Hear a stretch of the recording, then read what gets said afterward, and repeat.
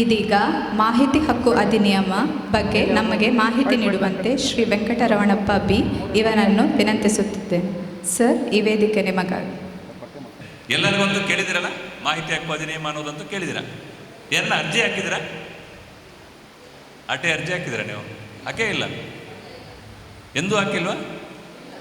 ಅರ್ಜಿ ಹಾಕ್ಸ್ಕೊಂಡಿದ್ದೀರಾ? ಅಲ್ಲ, ಅದೇ ಅರ್ಜಿ ಹಾಕ್ಸ್ಕೊಂಡಿದ್ದೀರಾ, ಬಟ್ ಅರ್ಜಿ ಹಾಕಿಲ್ಲ. ಯಾಕೆ ಹಾಕಿಲ್ಲ?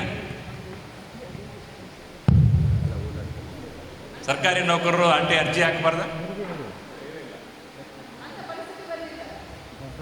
ಅಂಥ ಪರಿಸ್ಥಿತಿ ಬಂದಿಲ್ಲ. You are very fortunate madam. ಯಾಕಂದರೆ ಆಂಟಿ ಅರ್ಜಿ ಹಾಕದಿರ ನೀವು ಬೇಕಾದ ಎಲ್ಲ ದಾಖಲೆಗಳು ಸರ್ಕಾರದಲ್ಲಿ ಸಿಗ್ತಾವಂದರೆ ಭಾರಿ ಫಾರ್ಚುನೇಟ್ ಅಲ್ವಾ? ಅಲ್ವಾ? ಬಟ್ ಎಲ್ಲರಿಗೂ ಗೊತ್ತಿದೆ ಸರ್ಕಾರಿ ನೌಕರರು ಆರ್ ಟಿ ಅರ್ಜಿ ಹಾಕ್ಬೋದು, ಹೌದಾ? ನಿರ್ಬಂಧ ಏನಿಲ್ಲ ಇದೆಯಾ? ಓಕೆ. ನೀವು ಸರ್ಕಾರಿ ನೌಕರರು, ಸಾರ್ವಜನಿಕ ನೌಕರರು?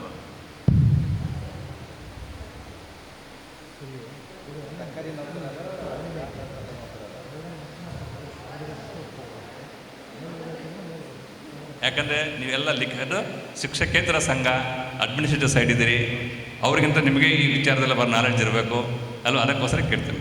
ಸರ್ಕಾರಿ ನೌಕರಿಗೂ ಸಾರ್ವಜನಿಕ ನೌಕರಿಗೂ ಡಿಫ್ರೆನ್ಸ್ ಇದೆಯಾ? ವ್ಯತ್ಯಾಸ ಇದೆಯಾ? ಮುಂದೆ ಬಂದುಬಿಟ್ರೆ ವಾಸಿ ಅನ್ಸುತ್ತೆ. ಪಾಪ ಹಿಂದೆ ಇದ್ದೀರ, ಮುಂದೆ ಬರ್ರಿ.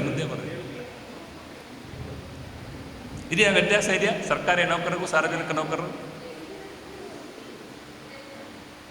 ಇದೆ. ಏನು ವ್ಯತ್ಯಾಸ?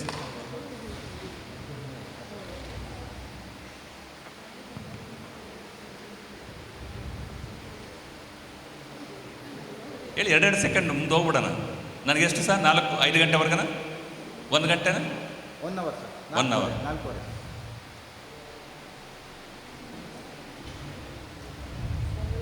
4:15 ಅಲ್ವಾ? ಹೇಳಿ, ಬೇಗ ಹೋಗೋಣ, ಆ ಟಾಪಿಕ್ ಹೋಗೋಣ. ಹಾಂ, ಏನು ವ್ಯತ್ಯಾಸ? 2 ಒಂದೇನಾ? ನೀವ್ಯಾರು ಹೇಳಿ? ವಿಶ್ವವಿದ್ಯಾಲಯದ ನೌಕರರು, ಸಾರ್ವಜನಿಕ ನೌಕರರ, ಸರ್ಕಾರಿ ನೌಕರರು,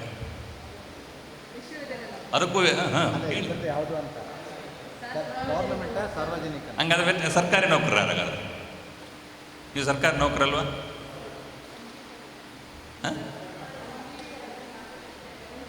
ಎಲ್ಲ ಸರ್ಕಾರಿ ನೌಕರರು ಸಾರ್ವಜನಿಕ ನೌಕರರೇ, ಆದರೆ ಎಲ್ಲ ಸಾರ್ವಜನಿಕ ನೌಕರರು ಸರ್ಕಾರಿ ನೌಕರರಲ್ಲ. ಕರೆಕ್ಟಾ?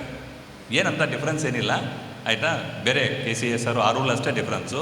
ನೀವು ಆದರೆ ರೂಲ್ ಇದರ ಪ್ರಕಾರ ಎಲ್ಲ ವಿಶ್ವವಿದ್ಯಾಲಯಗಳು, BBMP, corporation employees, bank employees ಇವರೆಲ್ಲ ಸಾರ್ವಜನಿಕ ನೌಕರರೇ ಹೊರತು ಸರ್ಕಾರಿ ನೌಕರರಲ್ಲ. ಯಾಕಂದರೆ ನಮ್ಮಲ್ಲಿ ಸರ್ವಿಸ್ ಆ್ಯಕ್ಟಲ್ಲಿ ಸರ್ಕಾರಿ ನೌಕರ ಡೆಫಿನೇಷನ್ ಬೇರೆ ಇದೆ, ಯಾರ್ಯಾರು ಸರ್ಕಾರಿ ನೌಕರರು ಅಂತ. ಅದರಲ್ಲಿ ಕರ್ನಾಟಕದಲ್ಲಿ 4 ಜನ ಬರೋದು. High court employees, assembly secretariat employees, assembly ಇದರಲ್ಲ ಅವರು, ಪ್ಲಸ್ ಇಲಾಖೆಗೆ ಯಾರು ಬರ್ತಾರಲ್ಲ, ಈಗ ನಿಮ್ಮ ಎಜುಕೇಷನ್ ಡಿಪಾರ್ಟ್ಮೆಂಟ್, ಕೃಷಿ ಇಲಾಖೆ, ತೋಟಗಾರಿಕೆ ಇಲಾಖೆ, ಆ 4 ಕ್ಯಾಟಗರಿ ಮಾತ್ರ ಸರ್ಕಾರಿ ನೌಕರು ಅಂತಾರೆ. ಬೇರೆ ಎಲ್ಲರೂ ಸರ್ಕಾರದವರೇ, ಬಟ್ ಸಾರ್ವಜನಿಕ ನೌಕರು ಅಷ್ಟೇ ಡಿಫ್ರೆನ್ಸ್, ಬೇರೆ ಇನ್ನೇನಿಲ್ಲ ಡೆಫಿನೇಷನ್ ಅಲ್ವಾ? ಇದು ಕಾಯ್ದೆ ಸರ್ಕಾರಿ ನೌಕರಿಗೂ ಅವರು, ಸಾರ್ವಜನಿಕ ನೌಕರಿಗೂ ಅವರು ಆಟೆ. ಅಂದರೆ ಏನನ್ನ ಬೇರೆ ಇಶ್ಯೂಸಲ್ಲಿ ಅದು ಬಂದಾಗ ಆಗ ಡಿಸ್ಟಿಂಕ್ಷನ್ ಇದೆ. ಓಕೆ. ಯಾಕಂದರೆ KCS ನಿಮ್ಮ ಯೂನಿವರ್ಸಿಟಿ ಅಳವಡಿಸ್ಕೊಂಡ್ರೆ ಮಾತ್ರ ನಿಮ್ಮ ಅಪ್ಲೈ ಆಗುತ್ತೆ, ಸ್ಟ್ರೈಟವೇ ಇಲ್ಲ. ಅದೇ ಬೇರೆಯವರಿಗೆಲ್ಲ ಸ್ಟ್ರೈಟವೇ ಅಪ್ಲೈ ಆಗುತ್ತೆ. ಆ KCS ನಿಮ್ಮ ಯೂನಿವರ್ಸಿಟಿ ಬೇಕಾದ್ರೆ ಮಾಡಿಫೈ ಮಾಡ್ಕೋಬೋದು, ಯಾವುದು ಬೇಕು ಯಾವುದು ಬೇಡ ಅನ್ನೋದು ಬೇಕಾದ್ರೆ ಮಾಡಿಫೈ ಮಾಡೋಕ್ಕೆ ನಿಮಗೆ ಅದು ಇಂಡಿಪೆಂಡೆನ್ಸ್ ಇದೆ. ಬಟ್ ಇಲಾಖೆಗಳಿಗಿಲ್ಲ, ಏನು ಸರ್ಕಾರ ರೂಲ್ ಮಾಡೋದಲ್ಲ ಆ್ಯಸ್ ಇಟ್ ಇಸ್ ಅಪ್ಲೈ ಆಗುತ್ತೆ ಅಂತ ಒಂದು ಡಿಸ್ಟಿಂಕ್ಷನ್ ಬಿಟ್ಟರೆ ಬೇರೆ ವ್ಯತ್ಯಾಸ ಏನಿಲ್ಲ. ಓಕೆ. ಅರ್ಜಿ ಯಾರೂ ಹಾಕಿಲ್ಲ, ಬಟ್ ಅರ್ಜಿ ಮಾತ್ರ ಹಾಕ್ಸ್ಕೊಂಡಿದ್ದೀರಾ. ಒಂದೇ ಒಂದು ಸೆಂಟೆನ್ಸಲ್ಲೇ ಇರಬೇಕಂದ್ರೆ ಆಂಟಿ ಆ್ಯಕ್ಟ್ ಒಳ್ಳೇದಾ ಕೆಟ್ಟದ್ದ? ಒಳ್ಳೇದಾ ಕೆಟ್ಟದ್ದನ್ನವ್ರು ಯಾರಿದ್ದೀರಾ ಬೇಡ? ಆಯಿತು, 2 ತುಲನೆ ಮಾಡಿ. ಮನುಷ್ಯ ಅಂದ ಮೇಲೆ ದೌರ್ಬಲ್ಯ ಎಲ್ಲವೂ ಇದ್ದಾವೆ, ಎಲ್ಲ ತೂಕ ಹಾಕಿ ಆ ಮನುಷ್ಯ ಒಳ್ಳೆಯವರೇ ಕೆಟ್ಟವರ ಅಂತ ಹೇಳ್ತೀವಿ. ಒಳ್ಳೆಯವರು ಅಂದ ತಕ್ಷಣ ಬರ್ತದೆ, ದೌರ್ಬಲ್ಯ ಏನು ಇಲ್ವೇ ಇಲ್ಲ ಅಂತಲ್ಲ, ಬಹುತೇಕ ಗುಣಗಳು ಒಳ್ಳೆಯವಿದಾವೆ ಅಂತಷ್ಟೇ ಅಲ್ವಾ? ಹಂಗಾಗಿ ಈ ಕಾಯ್ದೆ ಬಹುತೇಕ ಒಳ್ಳೆಯದಿದೆ, ಕೆಟ್ಟದಿದೆ. ಓಕೆ, ಕೆಟ್ಟದಂತ ಯಾರು ಹೇಳ್ತಾ ಇಲ್ಲ. ಸೊ ನಾನು ಸುಮಾರು 1000 ಚಿಲ್ಲರೆ ಮೇಲೆ ನಾನು ಈಗ ಗೆಸ್ಟ್ ಲೆಕ್ಚರ್ಸ್ ಮಾಡಿದ್ದೀನಿ. ಎಲ್ಲ ಕಡೆನೂ ಸಹ ಕೆಟ್ಟದ್ದನ್ನೋರೆ. ನಿಮ್ಮ ಕಡೆ ಒಂದೇ ಕಡೆ ಒಳ್ಳೇದಂತ ಹೇಳ್ತಾ ಇದ್ದಾರೆ. ಮೋಸ್ಟ್ಲಿ ಅರ್ಜಿಗಳು ಕಡಿಮೆ ಇರಬೇಕನ್ಸುತ್ತಲ್ಲ, ಅರ್ಜಿ ಜಾಸ್ತಿ ಉಂಟು ಸರ್. ಇರಲಿ. ಆರ್ ಟಿ ಐ ಕಾಯ್ದೆ ಇದೆ, ಆರ್ ಟಿ ಐ ನಿಯಮ ಇದೆ, ಹೌದಾ? ಅದೇ ರೀತಿ ಬೇರೆ ಕಾಯ್ದೆಗಳಿದ್ದಾವೆ, ಬೇರೆ ನಿಯಮ ಇದೆ. ಏನು ವ್ಯತ್ಯಾಸ ಕಾಯ್ದೆಗೂ ಮತ್ತು ನಿಯಮಕ್ಕೆ? ಸರ್ವಿಸ್ ಆ್ಯಕ್ಟ್ ಇದೆ, ಸರ್ವಿಸ್ ರೂಲ್ಸ್ ಇದೆ. ಟ್ರಾನ್ಸ್ಪೋರ್ಟ್ ಆ್ಯಕ್ಟ್ ಇದೆ, ಟ್ರಾನ್ಸ್ಪೋರ್ಟ್ ರೂಲ್ಸ್ ಇದ್ದಾವೆ. ಎಜುಕೇಷನ್ ಆ್ಯಕ್ಟ್ ಇದೆ, ಎಜುಕೇಷನ್ ರೂಲ್ಸ್ ಇದ್ದಾವೆ. ಎರಡೂ ಒಂದೇನಾ? ಏನು ವ್ಯತ್ಯಾಸ?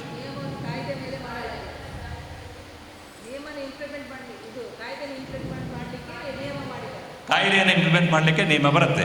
ಓಕೆ. ಕಾಯ್ದೆಯನ್ನು ಇಂಪ್ಲಿಮೆಂಟ್ ಮಾಡೋದಿಲ್ಲ, ನಿಯಮ ಇಲ್ಲಂದರೆ ಕಾಯ್ದೆ ಇಂಪ್ಲಿಮೆಂಟ್ ಆಗಲ್ಲ.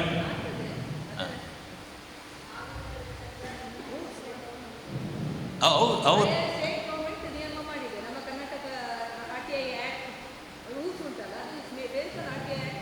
ಹೌದು, ಎಲ್ಲ ನಿಯಮಗಳು ಕಾಯ್ದೆ ಬಂದ ಮೇಲೆ ಬರುತ್ತೆ, ಹೌದಾ? ಕಾಯ್ದೆ ಬಂದ ಮೇಲೆ ನಿಯಮ ಬರುತ್ತೆ. ಒಂದು ಕಾಯ್ದೆ ಶಾಸಕಾಂಗದ ಕೆಲಸ, ನಿಯಮ ಕಾರ್ಯಾಂಗದ ಕೆಲಸ. ಎಲ್ಲ ಕಾಯ್ದೆಗಳು ಪಾರ್ಲಿಮೆಂಟಲ್ಲಿ ಆಗಬೇಕು, ಇಲ್ಲ ಅಸೆಂಬ್ಲಿಯಲ್ಲಿ ಆಗಬೇಕು. ನಿಯಮಗಳು ಕ್ಯಾಬಿನೆಟಲ್ಲಿ ಆಗ್ತವೆ. ಏನು ಪವರ್ ಕೊಟ್ಟಿರ್ತಲ್ಲ ಕಾಯ್ದೆಯಲ್ಲಿ, ಆ ಪವರನ್ನು ಯೂಸ್ ಮಾಡಿಕೊಂಡು ಕಾರ್ಯಾಂಗ ನಿಯಮ ಮಾಡುತ್ತೆ. ಇನ್ನೊಂದು ವ್ಯತ್ಯಾಸ ನೋಡಿ, ಸಾಮಾನ್ಯವಾಗಿ ಪನಿಷ್ಮೆಂಟ್ ಅವತ್ತು ಕಾಯ್ದೆಯಲ್ಲಿರುತ್ತೆ, ಬಹುತೇಕವಾಗಿ ಕಾಯ್ದೆಯಲ್ಲಿರುತ್ತೆ, ನಿಯಮಗಳಲ್ಲಿ ಇರಲ್ಲ. ಇದ್ರೂ ಸಹ ಕಾಯ್ದೆಯಲ್ಲಿ ಎಷ್ಟಿದೆ ಅಷ್ಟೇ ಇರಬೇಕು. ಯಾಕಂದರೆ ಪ್ರಜಾಪ್ರಭುತ್ವದಲ್ಲಿ ಟ್ಯಾಕ್ಸನ್ನು ಇಂಪೋಸ್ ಮಾಡುವಂಥದ್ದು, ಪನಿಷ್ಮೆಂಟ್ ಏನಂತ ಡಿಫೈನ್ ಮಾಡುವಂಥ ಹಕ್ಕನ್ನು ಕಾನ್ಸ್ಟಿಟ್ಯೂಷನ್ನು ಶಾಸಕಾಂಗ ಕೊಟ್ಟಿದೆ ಹೊರತು ಕಾರ್ಯಾಂಗ ಕೊಟ್ಟಿಲ್ಲ. ಹಾಗಾಗಿ ಬಹುತೇಕ ರೂಲ್ಗಳಲ್ಲಿ ಪನಿಷ್ಮೆಂಟ್ ಇರಲ್ಲ. ಆರ್ ಟಿ ಐ ಆ್ಯಕ್ಟಲ್ಲೂ ಪನಿಷ್ಮೆಂಟ್ ಎಲ್ಲಿದೆ? ರೂಲಲ್ಲಿದೆ, ಆ್ಯಕ್ಟಲ್ಲಿದೆಯಾ? ಆ್ಯಕ್ಟಲ್ಲೇ ಇದೆ. Section 20 of R T I ಆ್ಯಕ್ಟಲ್ಲಿ 20,000 ರೂಪಾಯಿ ದಂಡ, ಶಿಸ್ತು ಕ್ರಮ ಅಂತ ರೆಕಮೆಂಡ್ ಮಾಡ್ತಾರೆ ಹೊರತು ರೂಲಲ್ಲಿ ಇಲ್ಲ, ಹೌದಾ? ಓಕೆ.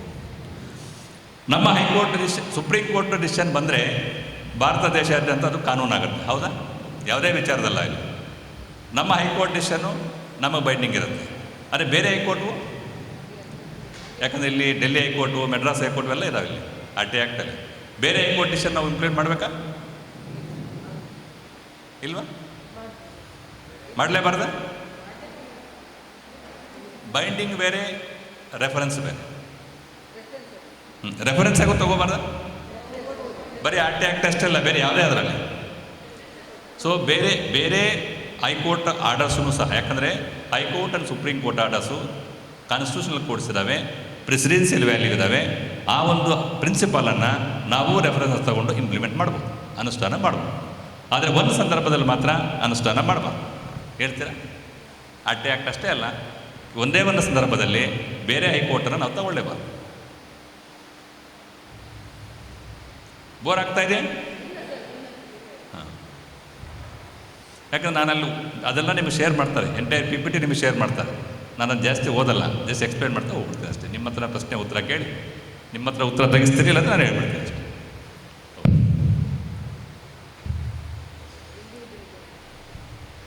ಏನು ಪ್ರಶ್ನೆ?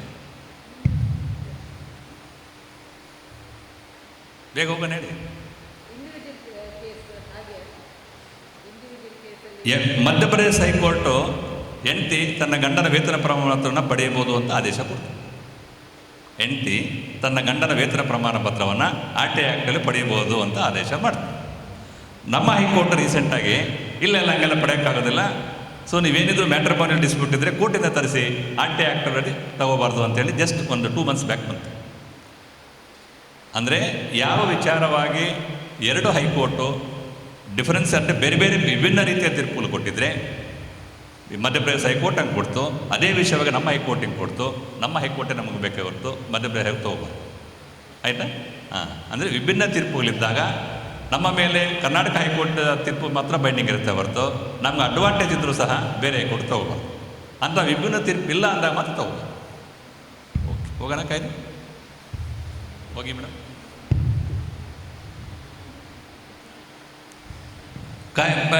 ಇದು ಹೆಸರು ಕೇಳಿದ್ರೆ ರಾಜನಾರಾಯಣ್ ಅಂತ, ಅಲ್ಲಿ ನೋಡಿ PPTಯಲ್ಲಿ. ಇದು ಲೈಟ್ ಆಫ್ ಮಾಡಿ ಚೆನ್ನಾಗಿ ಕಾಣುತ್ತೆ ಸತ್ತಲ್ಲ ಸರ್ ಈ ಲೈಟ್? ಹಾಂ, ಓಕೆ. ಹೆಸರು ಕೇಳಿದಿರಾ ರಾಜನಾರಾಯಣ್? ಇಂದಿರಾ ಗಾಂಧಿ ವಿರುದ್ಧ ಎಲೆಕ್ಷನ್ ಕಂಟೆಸ್ಟ್ ಮಾಡಿ ಸೋತರು. ಆ ಎಲೆಕ್ಷನ್ ಪಿಟಿಷನ್ ಸುಪ್ರೀಂ ಕೋರ್ಟ್ಗೂ ಹೋಗೋದೆ ವೇ ಬ್ಯಾಕ್ ಇನ್ 1975 75 ಸಹ ಇಂಥ ಒಂದು ಕಾಯ್ದೆ ಅವಶ್ಯಕತೆ ಇದೆ ಅನ್ನೋ ಸುಮಾರು ಜಡ್ಜ್ಮೆಂಟ್ಸ್ ಇದ್ದಾವೆ. ಪ್ಲಸ್ ಆದರೂ ಇದು ಒಂದು ಜಡ್ಜ್ಮೆಂಟ್ ಅಷ್ಟೇ, ಜಸ್ಟ್ ನಿಮ್ಮ ರೆಫರೆನ್ಸ್ ಹೋಗಿ. ಇಲ್ಲಿ ಒಬ್ಬರು US ಪ್ರೆಸಿಡೆಂಟು ಇನ್ಫಾರ್ಮೇಷನ್ ಕರೆನ್ಸಿಗೆ ಸಮಾನ ಅಂತ ಹೇಳ್ತಾರೆ. ಇನ್ಫಾರ್ಮೇಷನ್ ನಾಲೆಡ್ಜು ಡಿಫರೆನ್ಸ್ ಇದೆಯಾ?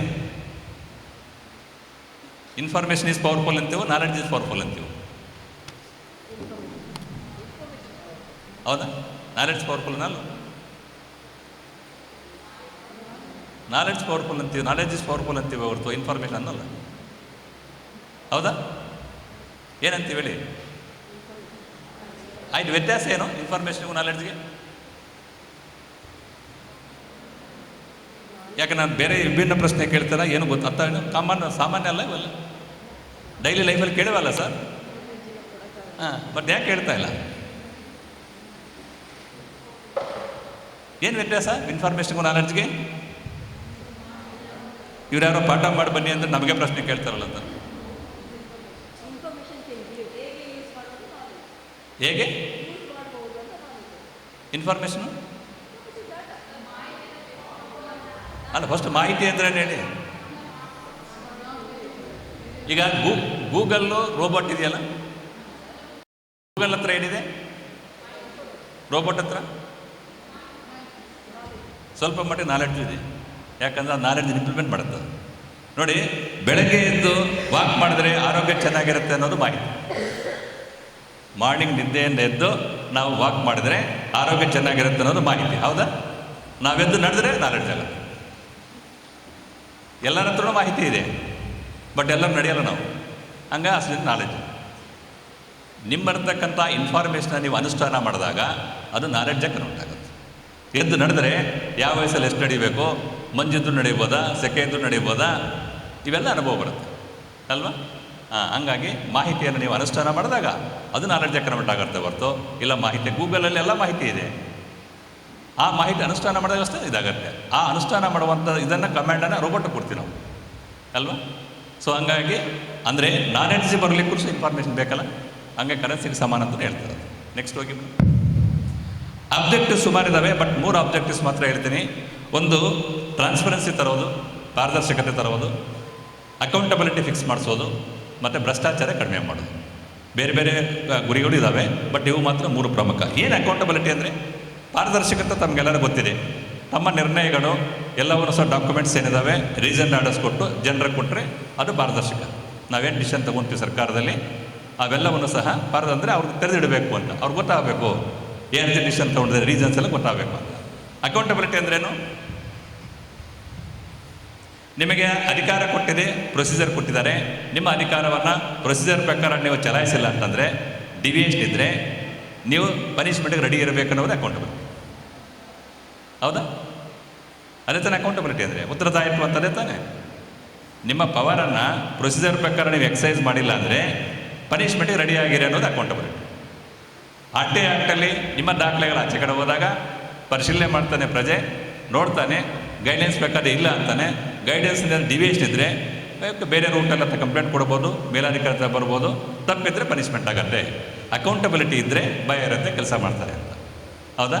ಓಕೆ. ಇವೆರಡೂ ಇದ್ದರೆ ಭ್ರಷ್ಟಾಚಾರ ಕಡಿಮೆ ಆಗುತ್ತೆ. ಹೌದಾ? ಓಕೆ. ನೆಕ್ಸ್ಟ್ ಹೋಗಿ ನೋಡಿ. ಡೆಫಿನೇಷನ್ಸ್ ಒಂದೆರಡು ಡೆಫಿನೇಷನ್ಸ್ ನೋಡೋಣ. ಮಾಹಿತಿ ಎಂದರೇನು? ನೀವೆಲ್ಲ ಆ್ಯಕ್ಟನ್ನು ನೋಡಿ, ಆ ಡೆಫಿನೇಷನ್ಸ್ ವರ್ಡ್ ಆದಮೇಲೆ ಮೀನ್ಸ್ ಅಂತ ಪದ ಇರುತ್ತೆ, ಇಲ್ಲ ಇನ್ಕ್ಲೂಡ್ಸ್ ಅಂತ ಪದ ಇರುತ್ತೆ. ನೋಡಿದ್ದೀರಾ? ಯಾವುದೇ ಆ್ಯಕ್ಟನ್ನು ರೂಲನ್ನು ಓದಿದಾಗ ಆ ಡೆಫಿನೇಷನ್ ಸೇಮ್ ಡೆಫಿನೇಷನ್ನೇ, ಸೇಮ್ ಪದ ಇರುತ್ತೆ. ಮೀನ್ಸ್ ಅಥವಾ ಇನ್ಕ್ಲೂಡ್ಸ್ ಅಂತ ಪದ ಇರುತ್ತೆ. ಮೀನ್ಸ್ ಅಂತ ಇದ್ದರೆ ಆ ಡೆಫಿನೇಷನ್ ಬಿಟ್ಟು ಬೇರೆ ಏನೂ ತೊಗೋಬಾರ್ದು. ಇನ್ಕ್ಲೂಡ್ಸ್ ಅಂತ ಇದ್ದರೆ ಇಲ್ಲಿರೋ ಡೆಫಿನೇಷನ್ ತೊಗೋಬೇಕು, ಬೇರೆ ಕಡೆ ಡಿಫೈನ್ ಮಾಡೋದು ತೊಗೋಬೇಕು.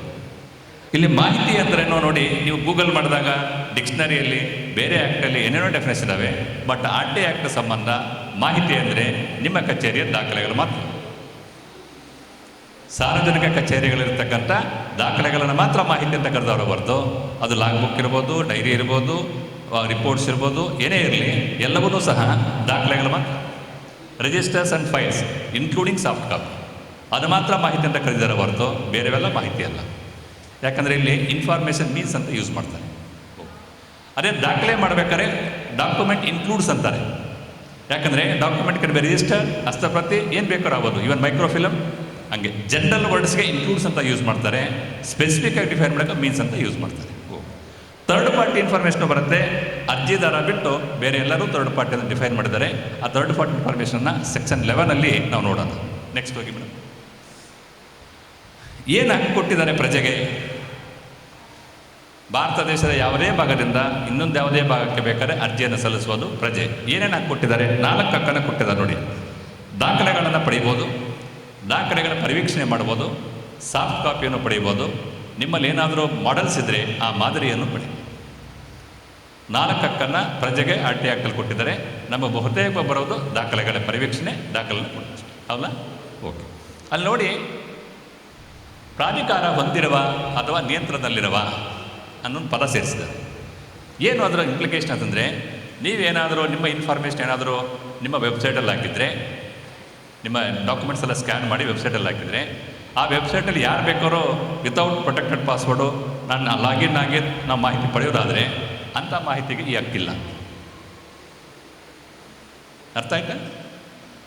ನಿಮ್ಮ ಯಾವ ಮಾಹಿತಿಯನ್ನು ನಿಮ್ಮ ವೆಬ್ಸೈಟಲ್ಲಿ ನೀವು ಹಾಕಿದ್ದೀರೋ, ಆ್ಯಸ್ ಎ ಸಿಟಿಸನ್ ನಿಮ್ಮ ವೆಬ್ಸೈಟನ್ನು ನಾನು ಲಾಗಿನ್ ಆಗಿ ನಾನು ಅಕ್ಸಸ್ ಆಗೋಕ್ಕಿದ್ರೆ ಅಂಥ ಮಾಹಿತಿಗೆ ಮತ್ತೆ RTI ಅರ್ಜಿ ಬರೋದು. ಆಯಿತಾ? ಓಕೆ. ನೆಕ್ಸ್ಟು ಯಾರಿಗಿದೆ ಹಕ್ಕಂದರೆ ಪ್ರಜೆಗಿದೆ. ನಾಗರಿಕರು ಅಂತಿದ್ದಾರೆ, ಪ್ರಜೆಗಿದೆ. ಈಗ ನಾವಿಲ್ಲಿ ಪ್ರಜೆ ಅಂತ ಹೇಳ್ತಾ ಇದ್ದೀವಿ. ಏನು ವಯಸ್ಸಿನ ಇದು ಏಜ್ ಲಿಮಿಟ್ ಇದೆಯಾ? ಇಂಥ ವಯಸ್ಸಿನವರೇ ಅರ್ಜಿ ಹಾಕಬೇಕಂದ್ರೆ ಲಿಮಿಟ್ ಇದೆಯಾ? ಹಾಗೆ ನಿಮ್ಮ ಆಫೀಸಿಗೆ 3ನೇ ತರಗತಿ ವಿದ್ಯಾರ್ಥಿನಿ ಅಂತ ಬರೀತಾರೆ, ತಗೋಬೋದ? ತಗೊಳಂಗಿಲ್ಲ. ಬಟ್ ಆಗಲೇ ಮಿತಿ ಇಲ್ಲ ಅಂತ ಹೇಳ್ತೀರಲ್ಲ, ತಗೋಬೋದ? ಲಿಟ್ರಸಿ ಬೇಕು. ನಾನು ಓದೇ ಇಲ್ಲ ಮೇಡಮ್, ವಯಸ್ಸಾದರೂ ಓದಿಲ್ಲ, ಸ್ಕೂಲ್ಗೆ ಹೋಗಿಲ್ಲ, ಬಟ್ ನನಗೆ ಲಿಟ್ರಸಿನೇ ಗೊತ್ತಿಲ್ಲ. ನಾನು LTM ಯಾಕೆ ಬೇಕಾದ್ರೆ ಅರ್ಜಿ? ಹಾಂ ಮೇಡಮ್,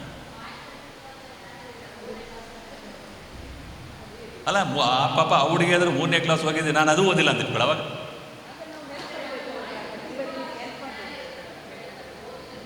ಇಲ್ಲಿ ಯಾವುದೇ ವಯಸ್ಸಿನ ಮಿತಿ ಇಲ್ಲ, ಯಾವುದೇ ವಯಸ್ಸಿನ ಮಿತಿ ಇಲ್ಲ. ಯಾರು ಬೇಕಾದ್ರೂ ಅರ್ಜಿ ಹಾಕೋ ಅವಕಾಶ ಕೊಟ್ಟಿದೆ. ಓಕೆ. ಒಂದು ಇದು ವರ್ಕ್ಶಾಪ್ ಮಾಡಬೇಕಾದ್ರೆ ನಾನು ಹಿಂದೆ ಚೀಫ್ ಇನ್ಫಾರ್ಮೇಷನ್ ಕಮಿಷನರು ಒಂದೇ ಅರ್ಜಿಯಲ್ಲಿ 10 ಜನ ಸಿಗ್ನೇಚರ್ ಹಾಕ್ಬಿಟ್ಟಿದ್ರು. ಒಂದೇ ಅರ್ಜಿ ಬಂದಿದೆ, 10 ಜನ ಸಿಗ್ನೇಚರ್ ಹಾಕಿದ್ದಾರೆ. ಅಲ್ಲಿ ವರ್ಕ್ಶಾಪಲ್ಲಿ ಬಂದು ಸರ್ ಇದು ಯಾರು ಕೊಡಬೇಕು ಅಂತ ಕೇಳಿದ್ರು. ಯಾರು ಕೊಡಬೇಕು? ಯಾರೊಬ್ಬರು ಅವರು ಎಲ್ಲರದು ಅಡ್ರೆಸ್ ಇದೆ. Why only first person leader ಅಂತಾನೆ? ಅಲ್ಲಲ್ಲ, ಇಂಡಿವಿಜುವಲ್ ಹಾಕಿಲ್ಲ. ಒಂದೇ ಅರ್ಜಿಯಲ್ಲಿ 10 ಜನ ಸಿಗ್ನೇಚರು, 10 ಜನ ವಿಳಾಸ ಇದೆ. ಹಾಂ, ಅದರಲ್ಲಿ ಒಂದನೇವ್ರಿಗೆ ಯಾಕೆ ಕೊಡಬೇಕು? ಅಲ್ಲ, why you are selecting only first one as an individual? 10 ಜನ ಕೊಡೋಕ್ಕೆ ಅವಕಾಶ ಇಲ್ಲ. 10 ಅರ್ಜಿ ಬಂದಾಗ ಅವನು ಸಪ್ರೇಟು. ಒಂದೇ ಅರ್ಜಿಯಲ್ಲಿ 10 ಜನ ಬಂದಿದ್ದಾರಲ್ಲ, ಎಲ್ಲರದು ಇಲ್ಲ, ಬೇರೆ ಬೇರೆ ವಿಳಾಸದ ಮನೆ ಬೇರೆ, ವಿಳಾಸ ಬೇರೆ, ಮನೆ ಒಂದೇ ಆಗಲ್ಲ. ಅದರಲ್ಲಿ ಒಬ್ಬರಿಗೆ ಕೊಡಬೇಕು. ಯಾರು ಕೊಡಬೇಕಂದ್ರೆ ಅದರಲ್ಲಿ ನಿಮ್ಮ IPO ಅಡ್ರೆಸ್ ಯಾರ್ದಿದೆಯಾ ನೋಡಿ, ಆರಂಭಿಕ ಶುಲ್ಕ ಯಾರು ಪಾವತಿ ಮಾಡಿರ್ತಾನೋ ಅವನು ಮಾತ್ರ ಕೊಡಬೇಕು. ಫಸ್ಟ್ ಅವರಿಗೆ, ಲಾಸ್ಟ್ ಅವರಿಗೆ, ಬಂದಿದ್ದವ್ರಿಗೆಲ್ಲ. ಯಾಕಂದರೆ RTI ಆ್ಯಕ್ಟಲ್ಲಿ ಆರಂಭಿಕ ಶುಲ್ಕ ತುಂಬಿದರೆ ಮಾತ್ರ ಅದು ಪರಿಪೂರ್ಣ ಅರ್ಜಿ ಆಗುತ್ತೆ ಹೊರತು ಆರಂಭಿಕ ಶುಲ್ಕ ಅಂದರೆ ಅರ್ಜಿ ಆಗುತ್ತೆ. ಹೌದಾ? ಓಕೆ, ಅವರು ಮಾತ್ರ ಕೊಡಬೇಕು. ನಾವು ಅಂಡರ್ ಸೆಕ್ರೆಟರಿ ಇದ್ದಾಗ, RTI ಕಮಿಷನ್ ಅಂಡರ್ ಸೆಕ್ರೆಟರಿ ಇದ್ದಾಗ ಒಂದು ಅರ್ಜಿ ಬಂತು. ಆರಂಭಿಕ ಶುಲ್ಕ ಅಂತ ಏನು ಮಾಡ್ದ, ಸಾಮಾನ್ಯವಾಗಿ ಏನು ಕಟ್ತಾರೆ, IPO ಕಟ್ತಾರಲ್ಲ, ಇಂಡಿಯನ್ ಪೋಸ್ಟ್ ಲೆಟರ್ ಹಾಕ್ತಾರೆ ಅಲ್ಲ, ಆತ ಏನು ಮಾಡ್ದ, 10 ರೂಪಾಯಿ ದುಡ್ಡು ನೋಟನ್ನು ಕವರಲ್ಲಿ ಹಾಕಿ ಪೋಸ್ಟ್ ಮಾಡ್ದ. ಆರಂಭಿಕ ಶುಲ್ಕ IPO ಆಗಲಿಲ್ಲ, 10 ರೂಪಾಯಿ ನೋಟನ್ನು ಅದರಲ್ಲಿ ಕವರಲ್ಲಿ ಹಾಕಿ ಪೋಸ್ಟ್ ಮಾಡ್ದ. ತಗೋಬಾರ್ದು? ಅದನ್ನು ತಗೋಬಾರ್ದ? ಏನಂತ ರಿಜೆಕ್ಟ್ ಮಾಡ್ತೀರಿ? ನಿಮ್ಮ ಪೋಸ್ಟ್ ಕವರಲ್ಲಿ ಅಲಾಂಗ್ ವಿತ್ ಅಪ್ಲಿಕೇಶನು 10 ರೂಪಾಯಿ ನೋಟ್ ಬಂದರೆ ರಿಜೆಕ್ಟ್ ಮಾಡ್ಬೋದಾ? ಏನು ಯಾವ ಕಾನೂನಲ್ಲಿ ರಿಜೆಕ್ಟ್ ಮಾಡ್ತೀರಾ ಸರ್? ಹಾಂ, ಇಲ್ಲ ಅಂತ ಕಳಿಸಿದ್ದ. ಹಾಂ, ಬಟ್ ರಸೀದಿ ನೀವು ಕೊಡಬೇಕು. ನಿಮ್ಮ ಅಕೌಂಟ್ ಸೆಕ್ಷನ್ ರಸೀದಿ ಕೊಡಬೇಕು ಹೊರತು ನಾನು ಅಪ್ಲಿಕೆಂಟಾಗಿ ನಿಮ್ಗೆ ಅರ್ಜಿ ಹಾಕಿದ್ದೀನಿ ಸರ್, ಆ ಅರ್ಜಿ ಜೊತೆಗೆ 10 ರೂಪಾಯಿ ನೋಟು ಕ್ಲಿಪ್ ಹಾಕಿ ಆ ನಂಬರ್ ಸಮೇತ ಬರ್ದಿದ್ದೀನಿ ಸರ್. ಹಾಂ, ಅಲ್ಲಿ ಎಲ್ಲಿದೆ? ಅಲ್ಲಿದೆ RTI ಆ್ಯಕ್ಟ್. ನಗದು ಸ್ವೀಕಾರ ಮಾಡ್ಬೋದು, IPO ಕೊಡ್ಬೋದು, DD ಕೊಡ್ಬೋದು, ಆಯಿತಾ, ಆನ್ಲೈನ್ ಪೇಮೆಂಟ್ ಮಾಡ್ಬೋದು, ಮನಿ ಆರ್ಡರ್ ಮಾಡ್ಬೋದು ಅಂತಿದೆ, ನಗದು ಇದೆ. ಹಾಂ, ಯಾರೋ ನನಗೆ ಪ್ರಶ್ನೆ ಕೇಳಿದಾಗ ಹೌದು ಸರ್ ನಮಗೆ ಹೇಗೆ ಬಂದಿತ್ತು ಅಂದರೆ ಏನು ಮಾಡಿದ್ರಿ ಮೇಡಮ್ ಅಂದರೆ ಪೋಸ್ಟ್ ಆಫೀಸ್ಗೆ ಹೋಗಿ ನಾನೇ IPO ತೊಗೊಂಬಂದೆ ಅದು. ಅವರೆಲ್ಲ ಬಂದು 10 ರೂಪಾಯಿ ತೊಗೊಂಡೋಗಿ ಪೋಸ್ಟ್ ಆಫೀಸಲ್ಲಿ ಅವ್ರ ಹೆಸರಲ್ಲಿ ಇವರೇ IPO ತಗೋ ಹಂಗೆ ಬರ್ಬೇಕಾ? ನಾವು ಹೋಗಿ ಮತ್ತೆ ಅವ್ರ ಹೆಸರಲ್ಲ ಹಾಂ ಸ್ವೀಕಾರ ಮಾಡ್ಬೋದಾ ಮಾಡಬಾರ್ದು ಸರ್? ನಾನು 45 ದಿವಸ ಆದರೂ ಸಂಘ ಇಟ್ಟಿದ್ದೆ ನಾನು ಬಂದ ಸರ್ ನಾನು 40 ದಿವಸ ಆಗಿದೆ ನೀವಿನ್ನೂ ಅರ್ಜಿ ಡಿಸ್ಪೋಸ್ ಮಾಡಿಲ್ಲ ಯಾಕೆ ಅಂತ ನಾನು ಹೇಳಿದೆ ಇವತ್ತಿನ ಡೇಟ್ ಹಾಕಿದ್ರೆ ಇವತ್ತಿನ ಡೇಟಾಗಿ ಮೂವ್ ಮಾಡ್ತೀನಿ, ಇಲ್ಲಾಂದ್ರೆ ನಾನು ಮಾಡಲ್ಲ ಅಂತ ಹೇಳಿದೆ. ನೆಗೋಷಿಯಬಲ್ ಇನ್ಸ್ಟ್ರೂಮೆಂಟ್ ಆಗ್ತಿದೆ ನೋಡಿ, ನೆಗೋಷಿಯಬಲ್ ಇನ್ಸ್ಟ್ರೂಮೆಂಟ್ ಆ್ಯಕ್ಟಲ್ಲಿ ದುಡ್ಡನ್ನು ಟ್ರಾನ್ಸ್ಫರ್ ಮಾಡಲಿಕ್ಕೆ ಇನ್ಸ್ಟ್ರೂಮೆಂಟ್ಸ್ ಫಿಕ್ಸ್ ಮಾಡಿದ್ದಾರೆ. ಆ ಇನ್ಸ್ಟ್ರೂಮೆಂಟ್ಸ್ ಮೂಲಕ ಮಾತ್ರ ಬರಬೇಕು ಹೊರತು ನಗದು ಯಾವತ್ತೂ ಇನ್ ಪರ್ಸನ್ನೇ ಬರುತ್ತೆ. ಹುದ್ದೆ ನೆಕ್ಸ್ಟ್ ಹೋಗಿ. ಸೊ ನಿಮ್ಮ ಇಲಾಖೆ ವೆಬ್ಸೈಟ್, ನಮ್ಮ ಯೂನಿವರ್ಸಿಟಿ ವೆಬ್ಸೈಟ್ ನೋಡಿದ್ದೀರಾ? ನಿಮ್ಮ ಯೂನಿವರ್ಸಿಟಿ ವೆಬ್ಸೈಟ್ ನೋಡಿದಿರಿ? ಅದರಲ್ಲಿ 41A 41B ಅಪ್ಡೇಟ್ ಇದೆಯಾ? 25, 26 ಇದೆಯಾ? ನಾನು ನೋಡ್ಕೊಂಬಂದಿರಲಿಲ್ಲಲ್ಲ.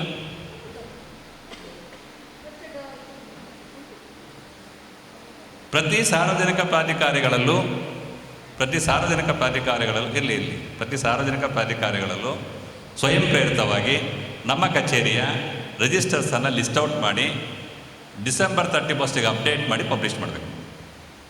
ಎವ್ರಿ ಇಯರ್ ಡಿಸೆಂಬರ್ ಅಂದರೆ ಕ್ಯಾಲೆಂಡರ್ ಇಯರ್ ಇದು. 41A ಅಂದರೆ ಕಚೇರಿಯ ರಿಜಿಸ್ಟರ್ಸ್ ಆ್ಯಂಡ್ ಫೈಲ್ಸ್, ಹೆಸರು, ಅದರ ನೇಮ್ ಏನಿದೆ ಅಂತ, ಯಾವ ವಿಷಯ ಅಂತೇಳಿ, ಯಾವಾಗ ಸ್ಟಾರ್ಟ್ ಆಯಿತು, ಯಾವಾಗ ಎಂಡ್ ಆಯಿತು, ಇಲ್ಲ ಚಾಲ್ತಿಯಲ್ಲಿದೆಯಾ, ಯಾವ ಕ್ಯಾಟಗರಿಗೆ ಸೇರಿದೆ, ಕ್ಯಾಟಗರಿ ಅಂದರೆ ABCD, ಇಷ್ಟನ್ನು ಮಾಹಿತಿಯನ್ನು ತುಂಬಿ ನಿಮ್ಮ ವೆಬ್ಸೈಟಲ್ಲಿ ಪಬ್ಲಿಷ್ ಮಾಡೋದು 41A. ನಮ್ಮ ಕಚೇರಿ ಹೆಂಗೆ ಕಾರ್ಯನಿರ್ವಹಣೆ ಮಾಡುತ್ತೆ ಅಂದರೆ ಹೆಡ್ ಯಾರು ಆಫೀಸರ್ಸ್ ಇದ್ದಾರೆ, ಅವ್ರ ಜವಾಬ್ದಾರಿ ಏನು, ವೇತನ ಎಷ್ಟು, ಏನು ಸ್ಕೀಮ್ಸನ್ನು ಹ್ಯಾಂಡಲ್ ಮಾಡ್ತೀರಾ, ನಿಮ್ಮಲ್ಲಿ ಶೈಕ್ಷಣಿಕ ಇದಿರ್ತವೆ, ಬಜೆಟ್ ಇದೆಯಾ, ಎಕ್ಸ್ಪೆಂಡಿಚರ್ ಮಾಡೋದು ಹೆಂಗೆ, ಫಲಾನುಭವಿಗಳಿದ್ದರೆ ಆ ಬೆನಿಫಿಷರಿಯನ್ನು ಹೆಂಗೆ ಆಯ್ಕೆ ಮಾಡ್ತೀರಾ, ಏನು ಬೆನಿಫಿಟ್ಸ್ ಕೊಡ್ತೀರಾ, ಇಷ್ಟೆಲ್ಲ ಈ ರೀತಿ 17 ಐಟಮ್ಸ್ ಇದ್ದಾವೆ. ಈ 17 ಐಟಮ್ಸ್ ಮಾಹಿತಿ ತುಂಬಿ ಪಬ್ಲಿಷ್ ಮಾಡೋದು 41B. 41A 41Bಗೆ ಯಾರೂ ಅರ್ಜಿ ಹಾಕೋಂಗಿಲ್ಲ, ನಾವೇ ಸ್ವಯಂಪ್ರೇರಿತವಾಗಿ ಪಬ್ಲಿಷ್ ಮಾಡಬೇಕು. ಹೌದಾ ಸರ್? ಗೊತ್ತಿದೆಯಲ್ಲ ಮೇಡಮ್? ಹೇಳಿದ್ರೆ ಅಪ್ಡೇಟ್ ಇದೆ ಅಂತ. ರೈಟ್, ಇದ್ರೆ ಸಾಕು ಮೇಡಮ್. ಯಾಕಂದರೆ ನಾನು ಬಹುತೇಕ ಎಲ್ಲ ಇಲಾಖೆಗಳು ಆಲ್ಮೋಸ್ಟ್ ನಾನು ಸರ್ಚ್ ಮಾಡ್ತಾ ಇರ್ತೀನಿ. ಆಯ್ತು, ಪರವಾಗಿಲ್ಲ. ಹಾಂ, ವೇತನ ಅಂತಿದೆ, ಎಷ್ಟು ವೇತನ ಅನ್ನೋದು ಇದೆ ಅಲ್ಲಿ. ನಾನು ನೋಡಿದ್ದೀನಿ 17 ಐಟಮ್ಸ್ಗೆ 100 ಇಲಾಖೆ 100 ಭಿನ್ನ ಪತ್ರ ಇದು ಉತ್ತರ ಕೊಡ್ತಾರಲ್ಲ, ನೋಡಿದ್ದೀನಿ. ಒಬ್ಬೊಬ್ಬರು ಒಂದು ಅರ್ಥೈಸ್ಕೊಂಡು ಬರ್ತಾರೆ. ಅಟ್ಲೀಸ್ಟ್ ಆಯ್ತು ಏನೋ ಒಂದು ಇನ್ಫಾರ್ಮೇಷನ್ ಹಾಕಬೇಕಾ? ಬಹುತೇಕ ಇಲಾಖೆ 4 ವರ್ಷ 5 ವರ್ಷದಲ್ಲೇ ಇರುತ್ತೆ. ಇನ್ನು 26ರಲ್ಲಿದ್ದರೆ 20-21ಕ್ಕೆ ನಿಂತೋಗಿರುತ್ತೆ. ಟೈಟಲ್ ಮಾತ್ರ ಇರುತ್ತೆ 25-26 ಅಂತ. ನೀವು ಓಪನ್ ಮಾಡಿ ಫೈಲ್ಸ್ 21ಕ್ಕೆ ಕ್ಲೋಸ್ ಆಗಿರುತ್ತೆ. But every year December 31 update ಮಾಡಿ ಮಾಡಬೇಕು. ನೆಕ್ಸ್ಟ್ ಹೋಗಿ. ಸೆಕ್ಷನ್ 5 ಪ್ರಕಾರ ಪ್ರತಿ ಸಾರ್ವಜನಿಕ ಕಚೇರಿಗಳಲ್ಲಿ ಒಬ್ಬರು ಸಾರ್ವಜನಿಕ ಮಾಹಿತಿ ಅಧಿಕಾರಿ ಇರಬೇಕು. ಅವ್ರಿಗೆ ಸಹಾಯಕ ಸಾರ್ವಜನಿಕ ಮಾಹಿತಿ ಅಧಿಕಾರಿ. ಆ ಅಧಿಕಾರಿ ಇಂಥದೇ ದರ್ಜೆ ಇರಬೇಕಂತಿದೆಯಾ? ನನ್ನ ಫಾಲೋ ಮಾಡೋಕ್ಕಾಗ್ತಾ ಇದೆಯಾ? ಸಾರ್ವಜನಿಕ ಮಾಹಿತಿ ಅಧಿಕಾರಿ ಗ್ರೂಪ್ ಎನೇ ಇರಬೇಕು, ಗ್ರೂಪ್ ಬಿನೇ ಇರಬೇಕು, ಗ್ರೂಪ್ ಸಿ ಇರಬೇಕು ಅನ್ನೋದೇನಿದೆಯಾ? ಅಸಿಸ್ಟೆಂಟ್ ರಿಜಿಸ್ಟ್ರಾರೇ ಇರಬೇಕು, DRA ಇರಬೇಕು, ರಿಜಿಸ್ಟ್ರಾರೇ ಇರಬೇಕು ಅಂತೇನಿದೆಯಾ? ಇದೆಯಾ? ಗ್ರೂಪ್ ಏನು ಮಾಡಲ್ಲ?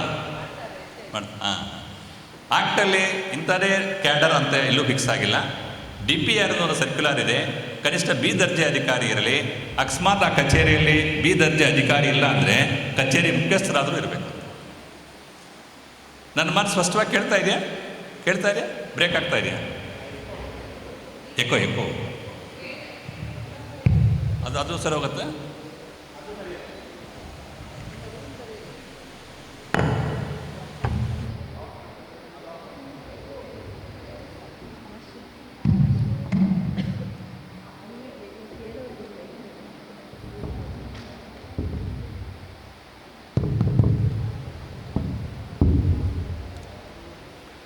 ಸೊ ಯಾವ ದರ್ಜೆ ಅಧಿಕಾರಿ ಅನ್ನೋದು ಮಾತ್ರ ಆ್ಯಕ್ಟಲ್ಲಿಲ್ಲ.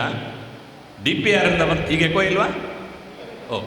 DPR ಅಲ್ಲಿ ಒಂದು ಸರ್ಕ್ಯುಲರ್ ಇಶ್ಯೂ ಮಾಡಿದರೆ ಕನಿಷ್ಠ B ದರ್ಜೆ ಅಧಿಕಾರಿ ಸಾರ್ವಜನಿಕ ಮಾಹಿತಿ ಅಧಿಕಾರಿ ಆಗಿರಲಿ ಅಂತ. ಓಕೆ, ನೆಕ್ಸ್ಟ್ ಹೋಗಿ ಮೇಡಮ್. ಈಗ ಆರ್ಟಿಐ ಆ್ಯಕ್ಟಲ್ಲಿ ಬರೀ ಸಾರ್ವಜನಿಕ ಮಾಹಿತಿ ಅಧಿಕಾರಿಗೆ ಅಷ್ಟೇ ಜವಾಬ್ದಾರಿ ಇದೆಯೋ ಕೇಸ್ ವರ್ಕರ್ಗೆ ಇದೆಯಾ? ನಿಮ್ಮಲ್ಲಿ ಯಾರನ್ನ ಕೇಸ್ ವರ್ಕರ್ಗೆ ದಂಡ ಹಾಕಿದಾರ? ಹಾಕ್ಬೋದಾ? ಕೇಸ್ ವರ್ಕರ್ಗೂ ದಂಡ ಹಾಕ್ಬೋದಾ? ಸೂಪರ್ಡೆಂಟಿಗೆ, ಕೇಸ್ ವರ್ಕರ್ಗೆ, ಹಿರಿಯ ಸಹಾಯಕರಿಗೆ ಹಾಕ್ಬೋದಾ? ಹಾಕ್ಬೋದಾ? ಯಾರನ್ನ ಹಾಕ್ಸ್ಕೊಂಡಿದ್ದಾರಾ ಸರ್? ಎಲ್ಲಿದೆ ಜವಾಬ್ದಾರಿ? ಸೆಕ್ಷನ್ 5455 ಸೊ ಪ್ರತಿ ಯಾವುದೇ ಸಾರ್ವಜನಿಕ ಮಾಹಿತಿ ಅಧಿಕಾರಿ ತನ್ನ ಜವಾಬ್ದಾರಿ ನಿರ್ವಹಿಸಲಿಕ್ಕೆ ಯಾರ ಸಹಾಯವನ್ನು ಬೇಕಾದ್ರೂ ಯಾಚಿಸ್ಬೋದು. ಯಾರ ಸಹಾಯ ಅಂದರೆ ಕಸ್ಟೋಡಿಯನ್. ಆ ಕಡತ ಯಾರು ಬಳಿ ಇದೆಯೋ ಅವ್ರ ಸಹಾಯ. ಆ ಕಸ್ಟೋಡಿಯನ್ ಏನಾದರೂ ಅವ್ರಿಗೆ ಹೆಲ್ಪನ್ನು ಎಕ್ಸ್ಟೆಂಡ್ ಮಾಡಿಲ್ಲ, ಸಹಾಯ ಮಾಡಿಲ್ಲ, ಆ ಡ್ಯೂಟಿ ಡಿಸ್ಚಾರ್ಜ್ ಮಾಡಲಿಕ್ಕೆ ಅಂದಾಗ ಅಂತಹ ಒಂದು ಕೇಸ್ ವರ್ಕರ್ನಾಗಲಿ ಅಥವಾ ಆಫೀಸರನ್ನಾಗಲಿ ಡೀಮ್ಡ್ PIO ಅಂತಾರೆ, ಭಾವಿತ ಸಾರ್ವಜನಿಕ ಮಾಹಿತಿ ಅಧಿಕಾರಿ. ಆಲ್ರೆಡಿ ನೀವು ನೋಟಿಫೈ ಮಾಡಿದ್ರೆ ಒಬ್ಬ ಸಾರ್ವಜನಿಕ ಮಾಹಿತಿ ಅಧಿಕಾರಿ, ಆ ಅಧಿಕಾರಿಯ ಕರ್ತವ್ಯವನ್ನು ನಿರ್ವಹಿಸಲು ಯಾರ ಸಹಾಯವನ್ನು ಕೋರಿರ್ತಾರೋ ಅವರು ಸಹಾಯ ಮಾಡಿಲ್ಲ ಅಂತಂದರೆ ಅವರು ಸಾರ್ವಜನಿಕ ಮಾಹಿತಿ ಅಧಿಕಾರಿ ಆಗ್ತಾರೆ.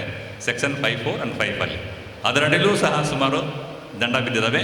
ಬಟ್ ನಾನು ಆಯೋಗದಲ್ಲಿದ್ದಾಗ ಸುಮಾರು ಕಡೆ ಬಂದಾಗ ಸರ್ ನಾನು ಕೊಡೋಕ್ಕೆ ರೆಡಿ ಇದ್ದೆ, ನಮ್ಮ ಸೂಪ್ರಿಡೆಂಟು FDC SDA ಬೇಗ ಸಹಕಾರ ಕೊಡಲಿಲ್ಲ, ಬೇಕಂತ ಡಿಲೇ ಮಾಡಿಬಿಟ್ರು ಅಂತ. ನಾನು ದಾಖಲೆ ಎಲ್ಲಿದೆ? ಅರ್ಜಿ ಬಂದ ತಕ್ಷಣ ಕಸ್ಟೋಡಿಯನ್ನು ನಿಗದಿಪಡಿ ಒಂದು ನೋಟ್ ಕೊಡಬೇಕು, ನಿನಗೆ ಸಂಬಂಧಿಸಿದ ಕಡತಕ್ಕೆ ಸಂಬಂಧಿಸಿದ ಮಾಹಿತಿ ಅರ್ಜಿ ಬಂದಿದೆ, ನನಗೆ ಬೇಗ ಒದಗಿಸಿ ಅಂತ. ಆವಾಗ ಬೇಕಾದ್ರೆ ನೀವು ಕ್ಲೈಮ್ ಮಾಡಬಾರ ಹೊರತು ಸುಮ್ಮನೆ ಇಲ್ಲ ಓರಲ್ಲಾಗಿ ಹೇಳಿದ್ದೆ, ದಾಖಲೆ ಇಲ್ಲ. ಆ್ಯಕ್ಚುಲಿ ದಾಖಲೆ ಇದ್ದರೆ ಅಂತ ಕೇಸ್ ವರ್ಕರ್ ಆಗಲಿ ಸೂಪರ್ಡೆಂಟ್ ಆಗಲಿ ಅವರು ಜವಾಬ್ದಾರಿ. ನೆಕ್ಸ್ಟ್ ಅರ್ಜಿ ಹೆಂಗೆ ಹಾಕಬೇಕು ಅಂತ, ಯಾವ ಭಾಷೆಯಲ್ಲಿ ಹಾಕ್ಬೋದು ಅರ್ಜಿ? ಭಾರತ ದೇಶದ ಯಾವ ಭಾಷೆಯಲ್ಲಿ ಬೇಕಾದ್ರೆ ಹಾಕ್ಬೋದ? ಒರಿಯಾ, ಗುಜರಾತ್, ಹಿಂದಿ, ಪಂಜಾಬಿ, ತೆಲುಗು, ಪ್ರಾದೇಶಿಕ ಭಾಷೆಯಲ್ಲಿ ಮಾತ್ರ ಹಾಕ್ಬೇಕಾ ಸರ್? ಬೇರೆ ಭಾಷೆಯಲ್ಲಿ ಹಾಕಿ ಎಲ್ಲ ಫಸ್ಟ್ ಹೇಳಿ, ಅವ್ರಿಗೆ ಅರ್ಥ ಆಗೋದು ಆಮೇಲೆ ನೋಡೋಣ. ನಿಮ್ಮ ಆಫೀಸಿಗೆ ಯಾವ ಭಾಷೆಯಲ್ಲಿ ಬಂದರೂ ಸ್ವೀಕಾರ ಮಾಡ್ತೀರಾ? ಪ್ರಾದೇಶಿಕ ಭಾಷೆ ಬಿಟ್ಟು 3 ಭಾಷೆಗೆ ಅವಕಾಶ ಮಾಡಿಕೊಟ್ಟಿದ್ದಾರೆ, ಹಿಂದಿ, ಇಂಗ್ಲೀಷ್ ಅಥವಾ ಪ್ರಾದೇಶಿಕ ಭಾಷೆ. ಈ 3ರಲ್ಲಿ ಯಾವ ಭಾಷೆಯಲ್ಲಾದರೂ ಅರ್ಜಿ ಬರ್ಬೋದೇ ಹೊರತು ಬೇರೆ ಭಾಷೆ ಅಲ್ಲ. ಹಿಂದಿ ಬಂದರೆ ಏನು ಮಾಡ್ತೀರಾ?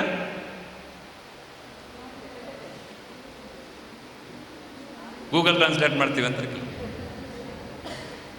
ಆಯಿತಾ? ಏನು ಮಾಡ್ಬೇಕು ಆ್ಯಕ್ಚುಲಿ ಕಾನೂನು ಪ್ರಕಾರ? ನಮ್ಗೆ ಹಿಂದಿ ಬಂದಿಲ್ಲ ಅಂದರೆ ಹಿಂದಿಯಲ್ಲಿ ಅಲ್ಲ ಅರ್ಥ ಆಗಬೇಕಲ್ಲ ಫಸ್ಟು. ಈಗ ನನಗೆ ಹಿಂದಿ ಬಂದಿಲ್ಲ ಮೇಡಮ್, ಅರ್ಜಿ ಹಿಂದಿ ಬಂದಿದೆ, ಅರ್ಜಿ ಹಿಂದಿಯಲ್ಲೇ ಬಂದಿದೆ, ಏನು ಮಾಡಬೇಕು? ಅರ್ಥ ಆಗಲ್ಲ. ಹಿಂದಿ ಟೀಚರ್ ಹತ್ರ ಹೋಗ್ಬೇಕಾ?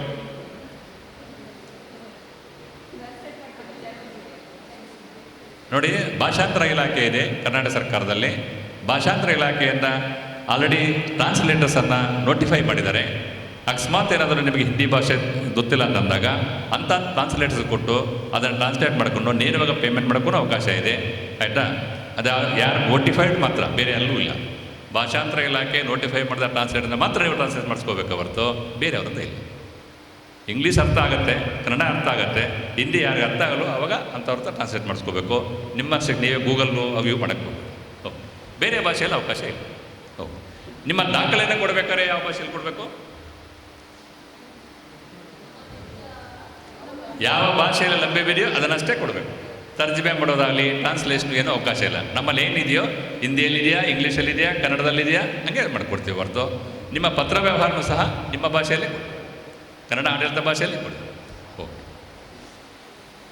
ನೆಕ್ಸ್ಟು ಒಂದು ಅರ್ಜಿಗೆ ಒಂದು ವಿಷಯ ಮಾತ್ರ ಆಗಬೇಕು. ಒಂದೇ ಅರ್ಜಿಯಲ್ಲಿ ಏನಾದರೂ ಒಂದಕ್ಕಿಂತ ಹೆಚ್ಚಿನ ವಿಷಯ ಬಂದರೆ ಒಂದನೇ ವಿಷಯಕ್ಕೆ ಮಾತ್ರ ನಾವು ಅಟೆಂಡ್ ಮಾಡಬೇಕು. ಬೇರೆ ಅದಕ್ಕೆ ಪ್ರತ್ಯೇಕವಾಗಿ ಅರ್ಜಿ ಸಲ್ಲಿಸಿ ಅಂತ ಅವನಿಗೆ ಮಾಹಿತಿ ಕೊಡಬೇಕು. ಹೌದಾ? ಒಂದೇ ಅರ್ಜಿಯಲ್ಲಿ ಏನಾದರೂ ಒಂದಕ್ಕಿಂತ ಹೆಚ್ಚಿನ ವಿಷಯ ಇದ್ದರೆ ಒಂದು ವಿಷಯಕ್ಕೆ ಮಾತ್ರ ನೀವು ಅಟೆಂಡ್ ಮಾಡಬೇಕು, ಬೇರೆ ವಿಷಯಗಳಿಗೆ ಪ್ರತ್ಯೇಕವಾಗಿ ಅರ್ಜಿ ಸಲ್ಲಿಸಿ ಅಂತ ಅವನಿಗೆ ಪತ್ರ ಬರೀಬೇಕು. ಓಕೆ, ನೆಕ್ಸ್ಟ್ ಹೋಗಿ ಆರ್ಟಿಐ ಆ್ಯಕ್ಟಲ್ಲಿ ತೊಡಕು ಅಂತಂದರೆ ನನ್ನ ಇದರಲ್ಲಿ ಸಮಸ್ಯೆಗಳಂತಂದರೆ ನಿಮ್ಮ ಕಚೇರಿಯಲ್ಲಿ ಕಡತನೇ ಲಭ್ಯ ಇರಲ್ಲ. ನೀವು ಕೊಡೋಕ್ಕೆ ಇಷ್ಟ ಇದೆ, ಅದಕ್ಕೆ ಕಡತ ಲಭ್ಯ ಇಲ್ಲ. ಇಲ್ಲಾಂದರೆ ವಾಲ್ಯೂಮರಸ್ ಇನ್ಫಾರ್ಮೇಷನ್ ಕೇಳ್ತಾನೆ, 50,000 ಪುಟ, 1,00,000 ಪುಟ, 2,00,000 ಪುಟ ಅಂತ. ಇಲ್ಲ ಅಂತಂದರೆ ನಿಮ್ಮ ಆಫೀಸಲ್ಲಿ ಲಭ್ಯವಿಲ್ಲದ ಬೇರೆ ಕಚೇರಿ ಲಭ್ಯವಿರುತ್ತೆ. ಈಗ ಅರ್ಜಿ ಬಂದಿದೆ, ನಿಮ್ಮ ಕಚೇರಿಗೆ ಸಂಬಂಧಿಸಿದ್ದಲ್ಲ, ಅದನ್ನು ಏನು ಮಾಡಬೇಕು?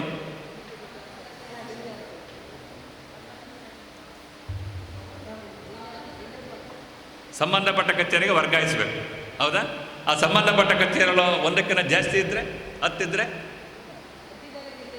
10ಕ್ಕೂ ಕಳಿಸ್ಬೇಕು. ಹೌದಾ? 10ಕ್ಕೆ ಕಳಿಸ್ಬೇಕಾ ಮೇಡಮ್?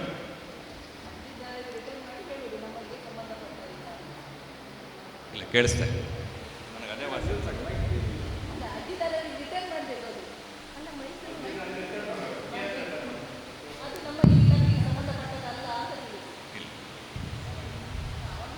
ನಮ್ಮ ಆಫೀಸಿಗೆ ಸಂಬಂಧಪಡೋದಾದರೆ ನಾವು ಉತ್ತರ ಕೊಡ್ತೀವಿ.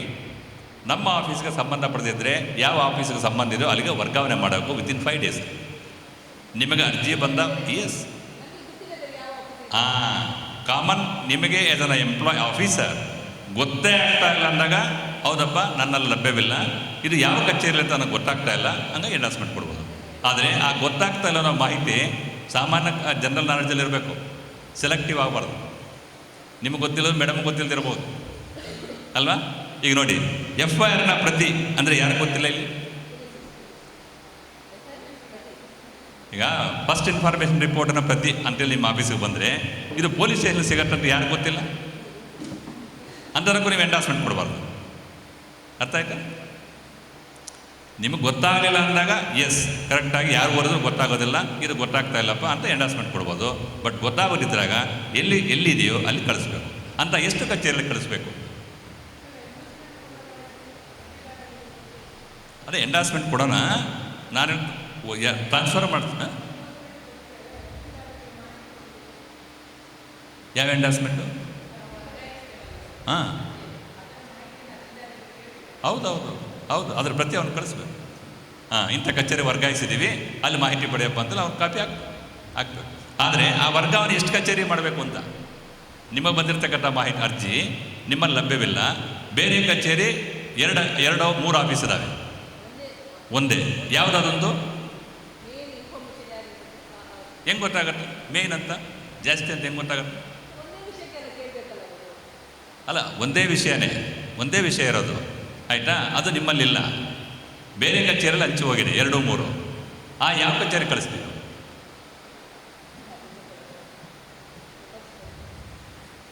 ನೋಡಿ, ನಿಮ್ಮ ಕಚೇರಿಯಲ್ಲಿ ಲಭ್ಯವಿಲ್ಲದ ಮಾಹಿತಿ ಬೇರೆ ಇಲಾಖೆಯಲ್ಲಿ ಒಂದೇ ಕಚೇರಿ ಲಭ್ಯವಿದ್ದರೆ ಮಾತ್ರ ಕಳಿಸಿ.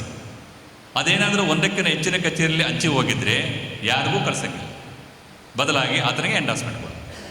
ಯಾಕಂದರೆ ಆ್ಯಕ್ಟಲ್ಲಿ ನೀವು ನೋಡಿ, ಅದರ್ ಪದ ಕೇಳಿದಿರಲ್ಲ? ಅದರ್ ಕೇಳಿದಿರಲ್ಲ?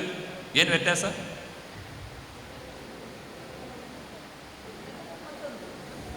ಹೇಳಿ ನೋಡೋಣ. ಎಲ್ಲರೂ ಡಿಗ್ರಿಗಿಂತ ಕಡಿಮೆ ಯಾರೂ ಇಲ್ಲ ಇಲ್ಲಿ. ಏನು ವ್ಯತ್ಯಾಸ? ಅನದರ್ ಗೂಗಲ್ ಮಾಡಿ ನೋಡೋಣ. ಏನು ವ್ಯತ್ಯಾಸ ಇದೆಯಾ ಸರ್? ಏನಿದೆ? ಆಯಿತು, ಇನ್ನೊಂದು ಬೇರೆ ಏನು ವ್ಯತ್ಯಾಸ? ಎಕ್ಸಾಂಪಲ್, 2 ಸಿಂಗುಲರಾ ಸರ್? 2 ಪ್ಲೂರಲ್ಲ? ಅಲ್ಲ, ಅನದರು ಸಿಂಗುಲರೇ ಅದರ ಸಿಂಗುಲರೇ ಅಲ್ವಾ? ಅಲ್ಲ, ಅದರು ಸಿಂಗುಲರೇ ಅನದರು ಸಿಂಗುಲರೇ, ಹೌದಾ? ಅದರಿಗೇನು ಪ್ಲೂರಲ್ಲು? ಇಲ್ಲ, ಈಗ ಸ್ವಲ್ಪ ಮುಂದುವಾಗಿದ್ದೀವಿ. ಅದರಿಗೆ ಪ್ಲೂರಲ್ ಏನು? ಅದರ್ಸು. ಅನದರ್ಗೆ ಅದಕ್ಕಿಲ್ಲ, ಅನದರಿಗೆ ಪ್ಲೂರಲ್ ಇಲ್ಲ, ಅದರಿಗೆ ಪ್ಲೂರಲ್ ಇದೆ. ಆ್ಯಕ್ಟಲ್ಲಿ transfer to another public authority ಅಂತ ಯೂಸ್ ಮಾಡಿದ್ರಿಂದ ನಿಮ್ಮಲ್ಲಿ ಲಭ್ಯವಿಲ್ಲದ ಮಾಹಿತಿ ಒಂದೇ ಕಚೇರಿ ಲಭ್ಯವಿದ್ದ ಮಾತ್ರ ಕಳಿಸ್ಬೇಕಾ ಹೊರತು ಹೆಚ್ಚಿನ ಕಚೇರಿಯಲ್ಲಿದ್ದರೆ ಅವನಿಗೆ ಎಂಡಾರ್ಸ್ಮೆಂಟ್ ಕೊಡಿ. ಆ ರೀತಿ DPR ಅವರು ಕ್ಲಾರಿಫೈ ಮಾಡಿದ್ದಾರೆ. ಆ ಸರ್ಕ್ಯುಲರು ನಾನು PPT ಹಾಕಿದ್ದೀನಿ. ಬಂದು ಬಹುತೇಕ ಏನು ಮಾಡಿ ಎಲ್ಲರಿಗೂ ಟ್ರಾನ್ಸ್ಫರ್ ಮಾಡ್ತಾರೆ. ಆ ಟ್ರಾನ್ಸ್ಫರನ್ನು ವಿತಿನ್ 5 ಡೇಸಲ್ಲಿ ಮಾಡೋದು. ಓಕೆ, ಅರ್ಥ ಆಯ್ತಾ ಇಲ್ವಾ? 6(3). ನೆಕ್ಸ್ಟ್ ಹೋಗಿ ಬಿಡು. ನೆಕ್ಸ್ಟ್ ಡಿಸ್ಪೋಸ್ ಮಾಡೋದು ಹೆಂಗೆ ಅಂತ. ನಿಮ್ಮ ಕಚೇರಿಗೆ ಅರ್ಜಿ ಬಂದ 30 ಡೇಸಲ್ಲಿ ಮಾಹಿತಿ ಕೊಡೋದಾದರೆ ಕೊಡಬೇಕು. ಕೊಡೋಕ್ಕಾಗಲ್ಲ ಅಂತಂದಾಗ ರೀಸನ್ಸ್ ಬರೀಬೇಕು. ಆ ರೀಸನ್ಸು ಸೆಕ್ಷನ್ 8 ಅಥವಾ 9 ಇರಬೇಕು, ಬೇರೆ ಏನು ರೀಸನ್ಸು ಬರೀಬಾರ್ದು. ಸೆಕ್ಷನ್ 8 ಮತ್ತು 9 ವಿನಾಯಿತಿಗಳೇನಿದಾವಲ್ಲ, ಆ ವಿನಾಯಿತಿಯಿಂದ ನೀವು ಉಲ್ಲೇಖಿಸಿ ಕೊಡೋಕ್ಕಾಗಲ್ಲ ಅಂತ ಬರೀಬೇಕು, ಇಲ್ಲ ಕೊಡಬೇಕು. ಓಕೆ, 30 ಡೇಸ್ ಅಥವಾ 48 ಅವರ್ಸ್. 48 ಅವರ್ಸಲ್ಲಂತ ಏನಾದರೂ ಇದಾವ ನಿಮ್ಮ ಇದರಲ್ಲಿ? ಏನಿದಾವೆ? ಅದೇ ನಿಮ್ಮ ಯೂನಿವರ್ಸಿಟಿಲಿ ಏನಿದಾವೆ ಹೇಳಿ, ಲೈಫ್ ಆ್ಯಂಡ್ ಲಿಬರ್ಟಿ ಅನ್ನೋದಿದೆ. ಲೈಫ್ ಆ್ಯಂಡ್ ಲಿಬರ್ಟಿಗೆ ಸಂಬಂಧಿಸಿದ ದಾಖಲೆ ನಿಮ್ಮಲ್ಲಿ ಏನಿದೆ? ಇಲ್ಲ. ನೋಡಿ, ನಿಮ್ಮ ಎಲ್ಲ ಪೆನ್ಷನ್ ಪೇಪರ್ಸನ್ನು ಸಹ 48 ಅವರ್ಸಲ್ಲೇ ಕೊಡಬೇಕಂತ ನಿಯಮ ಇದೆ. ಪೆನ್ಷನ್ ಪೇಪರ್ಸ್ಗೆ ಯಾರನ್ನ RT ಅರ್ಜಿ ಬಂದರೆ ಡಿಸಿಷನ್ನು ಇದೆ, ಆಯಿತಾ? ಸಾಮಾನ್ಯವಾಗಿ ಎಲ್ಲ ಇಲಾಖೆಗಳಿಗೂ ಸಂಬಂಧಿಸಿದ್ದು. ಇಲ್ಲಾಂದರೆ ಹೆಲ್ತು, ಪೊಲೀಸು, EC ಆ್ಯಕ್ಟ್ ಇದೆಯಲ್ಲ ಅಂಥಕ್ಕಷ್ಟೇ ಅದು 48 ಅವರ್ಸ್ ಬರುತ್ತೆ. ಸೊ ಸಾಮಾನ್ಯ ಇಲಾಖೆಗಳಲ್ಲಿ ಸಹ ಪೆನ್ಷನ್ ಪೇಪರ್ಸ್ ಮಾತ್ರ ಬರುತ್ತೆ. ನೀವು ಎಂಡಾರ್ಸ್ಮೆಂಟ್ ಕೊಡಬೇಕಾದ್ರೆ ಅಥವಾ ಮಾಹಿತಿ ಕೊಟ್ಟಾಗಲೂ ಸಹ ಪ್ರತಿ ಎಂಡಾರ್ಸ್ಮೆಂಟಲ್ಲೂ ಸಹ ನಿಮ್ಮ ಪ್ರಥಮ ಮೇಲ್ಮನವಿ ಯಾರು, ಎಷ್ಟು ದಿವಸದಲ್ಲಿ ಅವನು ಮೇಲ್ಮನವಿ ಸಲ್ಲಿಸಬಹುದು ಅನ್ನೋ ಮಾಹಿತಿಯನ್ನು ನಮೂದಿಸೇ ಕೊಡಬೇಕು. ನೀವು ಮಾಹಿತಿ ಕೊಟ್ಟಾಗಲೂ ಅಥವಾ ನಿರಾಕರಣೆ ಮಾಡಿದಾಗಲೂ ಸಹ ಆ ಇನ್ಫಾರ್ಮೇಷನ್ ರೆಕಾರ್ಡ್ ಮಾಡಿ ಅದನ್ನು ಕೊಡಬೇಕು. ಇದು 30 ದಿವಸ ಕ್ಯಾಲ್ಕುಲೇಟ್ ಮಾಡೋದು ಹೆಂಗೆ? ಹಾಲಿಡೇಸು ಸೇರ್ಕೊತಾವ? ಹಾಲಿಡೇಸ್ ಸೇರ್ಕೊತಾವೆ? ಹಾಲಿಡೇಸು ಸೇರ್ಕೊತಾವೆ. ನೀವು ರಜೆ ಹಾಕಿದ್ರೆ ನೀವು 1-2 ದಿವಸ CL ಹಾಕಿರ್ತೀರ, PAO, ಅದು ಸೇರ್ಕೊತಾವ? ಸೇರ್ಕೊತಾವ? ಅಲ್ಲ, ಆಯ್ತು, ನೀವು ಇಲ್ಲಿ ಅದ್ರ ಸೇರ್ತಾವೇ ಇಲ್ಲ ಹಾಕಿದ್ರು ಸರ್ಕಾರದ ರಜೆಗಳು ಸಹ ಅವು ಸೇರಿಕೊಂಡೇ 30 ದಿವಸ ಕ್ಯಾಲ್ಕುಲೇಟ್ ಮಾಡ್ತಾರೆ. ಹೌದಾ? ಓಕೆ. ಈಗ ನೋಡಿ, 25ನೇ ತಾರೀಕು ಜಸ್ಟ್ ಒಂದು 5 ನಿಮಿಷ ಬರ್ಕೊಂಬಿಡ್ಬೇಕಾರೆ, ಈಗ ನಾವು ಜೂನಲ್ಲಿ ಇದ್ದೀವಲ್ಲ, ಮೇ 25ನೇ ತಾರೀಕು ಅದನ್ನ ಡಿಸ್ಪ್ಯಾಚ್ ಮಾಡ್ದ. ಮೇ 25ನೇ ತಾರೀಕು ಅಪ್ಲಿಕೆಂಟು ರಿಜಿಸ್ಟರ್ ಪೋಸ್ಟ್ ಮಾಡ್ದ. ಆ ಪತ್ರ ನಿಮ್ಮ ಆಫೀಸಿಗೆ 1ನೇ ತಾರೀಕು ಬಂತು. 1ನೇ ತಾರೀಕು ಜೂನ್ ಬಂತು. ನೀವೇನು ಮಾಡಿದ್ರಿ? ದುಡ್ಡು ಕಟ್ಟಿ ಅಂತೇಳಿ ಜೂನ್ 10ನೇ ತಾರೀಕು ಒಂದು ಡಿಸ್ಪ್ಯಾಚ್ ಮಾಡಿದ್ರಿ ನೀವು ಅರ್ಜಿದಾರರಿಗೆ. ನಿನ್ನ ಅರ್ಜಿ ನಾವು ನೋಡಿದ್ದೀವಿ, 500 ಪುಟ ಇದೆ, 1000 ರೂಪಾಯಿ ದುಡ್ಡು ಕಟ್ಟು ಅಂತ ಪತ್ರ ಬರೆದ್ರಿ. ಅವತ್ತು ಜೂನ್ 10. ಮೇ 25 ಅವನ ರಿಜಿಸ್ಟರ್ ಪೋಸ್ಟ್ ಮಾಡ್ದ. ನಿಮ್ಮ ಆಫೀಸಿಗೆ 1ನೇ ತಾರೀಕು ಬಂತು. ನೀವು ಒಂದು ದುಡ್ಡು ಕಟ್ಟಿ ಅಂತ 10ನೇ ತಾರೀಕು ಪತ್ರ ಬರೆದ್ರಿ. ನಿಮ್ಮ ಪತ್ರ ಅವನಿಗೆ ಜೂನ್ 15ಕ್ಕೆ ಹೋಯ್ತು. ಹೌದಾ? ಅವನ ಜೂನ್ 20ಕ್ಕೆ ಬಂದು ದುಡ್ಡು ಕಟ್ಟಿದ. ಈ ಕೇಸಲ್ಲಿ ಎಷ್ಟು ದಿವಸ ಮೈನಸ್ ಆಯಿತು? ಇದನ್ನು ಹೇಳಿದ್ರೆ ಮತ್ತೆ ಇನ್ನೇನು ಪ್ರಶ್ನೆ ಎಕ್ಸ್ಪ್ಲೇಷನೇ ಬೇಕಾಗಿಲ್ಲ. ಡೇಸ್ ಕ್ಯಾಲ್ಕುಲೇಟ್ ಮಾಡೋದು. ಎಲ್ಲರೂ 30 ಅಂತ ಹೇಳ್ತಾರೆ, ಬಟ್ ಎಲ್ಲಿಂದ ಎಲ್ಲಿಗೆ ಇಲ್ಲ. ಎಷ್ಟು ದಿವಸ ಮೈನಸ್ ಆಯಿತು? ಮೈನಸ್ಸೇ ಆಗಿಲ್ವಾ? ಒಂದು ದಿವಸನೂ ಮೈನಸ್ ಆಗಿಲ್ಲ ನೋಡಿದ್ದೀರಾ?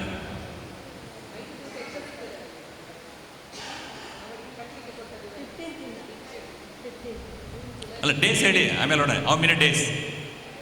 ನಮ್ಮ ಜೋಬಲ್ಲಿ 30 ದಿವಸ ಇದ್ದಾವೆ. ಎಷ್ಟು ದಿವಸ ಮೈನಸ್ ಆಯಿತು?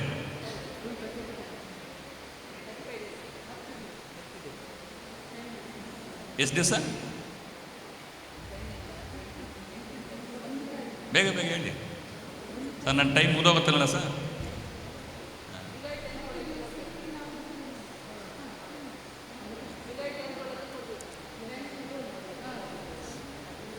ಅಂದರೆ 10 ದಿವಸ ಮೈನಸ್ ಆಯಿತು. ಹೌದಾ? ಯಾವ ಡೇಟಿಗೆ ಮೇಡಮ್? ಅಲ್ಲಿಂದ 20ನೇ ದಿವಸ ಅವನು 6 ತಿಂಗಳು ಬಂದು ದುಡ್ಡು ಕಟ್ಟಿದರೆ, 6 ತಿಂಗಳ ನಂತರ ಬಂದು ದುಡ್ಡು ಕಟ್ಟಿದರೆ, ಅರ್ಜಿದಾರ ಇಷ್ಟು ದಿವಸದಲ್ಲೇ ದುಡ್ಡು ಕಟ್ಟಬೇಕಂತಿದೆಯಾ? ಮತ್ತೆ ಎಷ್ಟು ದಿವಸ ಮೈನಸ್ ಆಯಿತು ಅನ್ನೋಕ್ಕೂ ಅರ್ಜಿದಾರ ದುಡ್ಡು ಯಾವತ್ತು ಕಟ್ಟೋದಕ್ಕೂ ಲಿಂಕ್ ಇಲ್ಲ ಮೇಡಮ್. ನಿಮ್ಮ ಈ ಕೇಸಲ್ಲಿ ಎಷ್ಟು ದಿವಸ ಮೈನಸ್ ಆಯಿತು ಅನ್ನೋಕ್ಕೆ, ಅವನು ಯಾವಾಗ ಬಂದು ದುಡ್ಡು ಕಟ್ಟದ ಅನ್ನೋಕ್ಕೆ ಏನೂ ಲಿಂಕ್ ಇಲ್ಲ. ಈ ಕೇಸಲ್ಲಿ ನಮ್ಗೆ ಅರ್ಜಿ ಬಂದಿದ್ದು 1ನೇ ತಾರೀಕು, ದುಡ್ಡು ಕಟ್ಟಿ ಅಂತ ಡಿಸ್ಪ್ಯಾಚ್ ಮಾಡಿದ 10ನೇ ತಾರೀಕು. ಆ 10 ಡೇಸ್ ಮಾತ್ರ ಮೈನಸ್ ಆಗ್ತವೆ. ಅವನು ಯಾವಾಗ ಬಂದು ದುಡ್ಡು ಕಟ್ಟಲಿ, ಅಲ್ಲಿಂದ 11th ಡೇ ಸ್ಟಾರ್ಟ್ ಆಗುತ್ತೆ. ಯಾಕಂದರೆ ಅರ್ಜಿದಾರನಿಗೆ 15 ದಿವಸದಲ್ಲಿ ಕಟ್ಟಬೇಕು, 6 ತಿಂಗಳಲ್ಲಿ ಕಟ್ಟಬೇಕು ಅಂತ ಎಲ್ಲೂ ರಿಸ್ಟ್ರಿಕ್ಷನ್ಸ್ ಇಲ್ಲ. ಯಾವಾಗ ಬೇಕಾದ್ರೂ ಬರ್ಬೋದು, ವರ್ಷಗಳ ನಂತರನೂ ಬರ್ಬೋದು. ಹೌದು, ಅಲ್ಲಿವರೆಗೂ ನಿಮ್ಮ ಆಫೀಸಲ್ಲೇ ಕಟ್ತಾ ಹಂಗೆ ಇದ್ದರೆ ದುಡ್ಡು ಕಟ್ಸ್ಕೊಂಡು ಕೊಡ್ತೀರಾ. ಅಕಸ್ಮಾತ್ ಕಟ್ತಾ ಡೆಸ್ಟ್ರಾಯ್ ಆಗಿದ್ರೆ, ಇಲ್ಲ ಡೆಸ್ಟ್ರಾಯ್ ಆಗಿದೆ ಅಂತ ಎಂಡಾರ್ಸ್ಮೆಂಟ್ ಕೊಡ್ತೀರಾ, ದುಡ್ಡು ವಾಪಸ್ ಕೊಡ್ತೀರಾ. ಓಕೆ. ಅದರ್ವೈಸ್ ಆತನಿಗೆ ಇಷ್ಟೇ ದಿವಸದಲ್ಲಿ ದುಡ್ಡು ಕಟ್ಟಬೇಕು ಅನ್ನೋದು ಎಲ್ಲೂ ಇಲ್ಲ. ನೋಡಿ, ದಾಖಲೆ ಪರಿವೀಕ್ಷಣೆಗೆ ನೀವೇ ಕರೆದಾಗ, ಇಲ್ಲ ಆತ ಅರ್ಜಿ ಹಾಕಿದಾಗ ಕೆಲವರಿಗೆ ನಾವು ಸಹಾಯ ಮಾಡಬೇಕು. ಅವನೇ ಬೇಕಾದ್ರೆ ಸಹಾಯಕರನ್ನ ಕರ್ಕೊಂಬರೋಕ್ಕೂ ಅವಕಾಶ ಇದೆ. ಯಾರಿಗೆ ಸಹಾಯಕರನ್ನ ಕರ್ಕೊಂಬರ್ಬೋದು? ಇಲ್ಲ, ವಾಪಸ್ ಹೋಗಿ ಮೇಡಮ್, ವಾಪಸ್ ಪ್ರೀವಿಯಸ್. ಯಾರು ಕರ್ಕೊಂಬರ್ಬೋದು? ಯಾರು ಇಂದ್ರಿಯ ಅಂಗವಿಕಲರು ಇದ್ದಾರಲ್ಲ, ಸ್ಪೆಷಲಿ ಏಬಲ್ಡ್, ಆಯಿತಾ, ಅಂದರೆ ಐ ಇದು ಹಿಯರು, ಅವರು ಮಾತ್ರ ಒಬ್ಬ ಸಹಾಯಕನ ಬರ್ಬೋದು. ಎಲ್ಲ ಚೆನ್ನಾಗಿರೋರು ಕರ್ಕೊಂಬರಂಗಿಲ್ಲ. ಓಕೆ, ನನಗೆಲ್ಲ ಚೆನ್ನಾಗಿದ್ದಾವೆ, ಓದು ಬರಹ ಗೊತ್ತಿಲ್ಲ. ನಾನು LTM ಓದ್ತೀನಿ, ಸೈನ್ ಹಾಕೋಕೆ ಬರಲ್ಲ, ಓದೋಕೆ ಬರಲ್ಲ, ಅಂಥವನು ದಾಖಲೆ ಪರ್ಮಿಷನ್ಗೆ ಬಂದಾಗ ಇನ್ನೊಬ್ಬರು ಸಹಾಯಕರ ಕರ್ಕೊಂಡ್ಬರ್ತೀರಂತೆ. ಡಿಸ್ಟೆನ್ಸ್ ಇದ್ದಾವೆ, ಅಂಥವನ್ನೂ ಸಹ ಈ ವಿಷಯಕ್ಕೆ ಸೆನ್ಸೂರ್ಲಿ ಡಿಸೇಬಲ್ಡ್ ಅಂತ ಕನ್ಸಿಡರ್ ಮಾಡಿ ಕೊಡಬೇಕು ಅಂತೀನಿ. ಅವರು ಬಿಟ್ಟು ಬೇರೆ ದಾಖಲೆ ಪರಿಶೀಲನೆ ಬಂದಾಗ ಇನ್ನೊಬ್ಬರು ಸಹಾಯಕರಾಗಿ ಯಾರನ್ನ ಅಲೋ ಮಾಡ್ಬೋದು, ಅವರೇ ಬರಬೇಕು. ಓಕೆ, ನೀವು ಮಾಹಿತಿ ಕೊಡಬೇಕಾದ್ರೆ ಯಾರು BPL ಕ್ಯಾಟಗರಿಗೆ ಸೇರಿದಾರೋ ಅವರಿಗೆ 100 ಪುಟ್ಟನ ಫ್ರೀ ಕೊಡಬೇಕು. ತದನಂತರ ಜಾಸ್ತಿ ಪುಟ್ಟ ಇದ್ದರೆ ಪ್ರತಿ ಪೇಜಿಗೆ 2 ರೂಪಾಯಿ ಚಾರ್ಜ್ ಮಾಡಿಸ್ಕೊಂಡು ಕೊಡಬೇಕು. ಆರಂಭಿಕ ಶುಲ್ಕ ವಿನಾಯಿತಿ ಇದೆಯಾ ಯಾರಿಗಾನ? ಇದೆಯಾ? ಆರಂಭಿಕ ಶುಲ್ಕನೂ ವಿನಾಯಿತಿ ಇದೆಯಾ?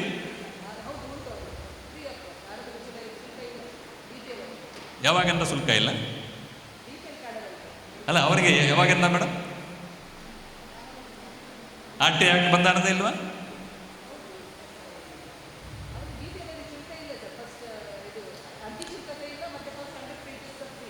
ಇಲ್ಲ, ಫಸ್ಟು ರೂಲಲ್ಲಿ 100 ಪುಟ ಮಾತ್ರ ಫ್ರೀ ಇತ್ತು.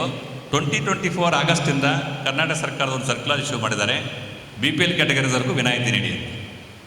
ಅಲ್ಲಿವರೆಗೆ ಅವ್ರಿಗೆ ಆರಂಭಿಕ ಶುಲ್ಕ ವಿನಾಯಿತಿ ಇರಲಿಲ್ಲ. ಬಟ್ ಈ ಡೇಟ್ಗಿದೆ 2024 ಆಗಸ್ಟಿಂದ DPR ಒಂದು ಸರ್ಕ್ಯುಲರ್ ಇದೆ, ನಮ್ಮ PPTಯಲ್ಲಿ ಹಾಕಿದ್ದೀನಿ. ಅದರ ಪ್ರಕಾರ ಯಾರು BPL ಕ್ಯಾಟಗರಿಗೆ ಸೇರಿದಾರೋ ಅವ್ರಿಗೂ ವಿನಾಯಿತಿ. ಓಕೆ, ಅಂದರೆ ಇದೆ, ವಿನಾಯಿತಿ ಇದೆ, ಈಗಿದೆ ಹೌದು ಇದೆ. BPL ಕ್ಯಾಟಗರಿಗೆ ಸೇರಿರ್ತಕ್ಕಂಥ ಇನ್ಕಮ್ ಸರ್ಟಿಫಿಕೇಟ್ ಕೊಟ್ಟರೆ 1,20,000 ಕಡಿಮೆ ಇರಬೇಕು ಅಲ್ವಾ? ಇಲ್ಲ ಸರ್ಟಿಫಿಕೇಟ್ ಆದರೂ ಕೊಡಬೇಕು. ಏನು ಮೇಡಮ್?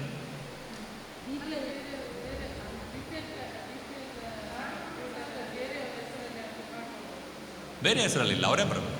ಅರ್ಜಿದಾರನ ಹೆಸರು ಕುಟುಂಬ.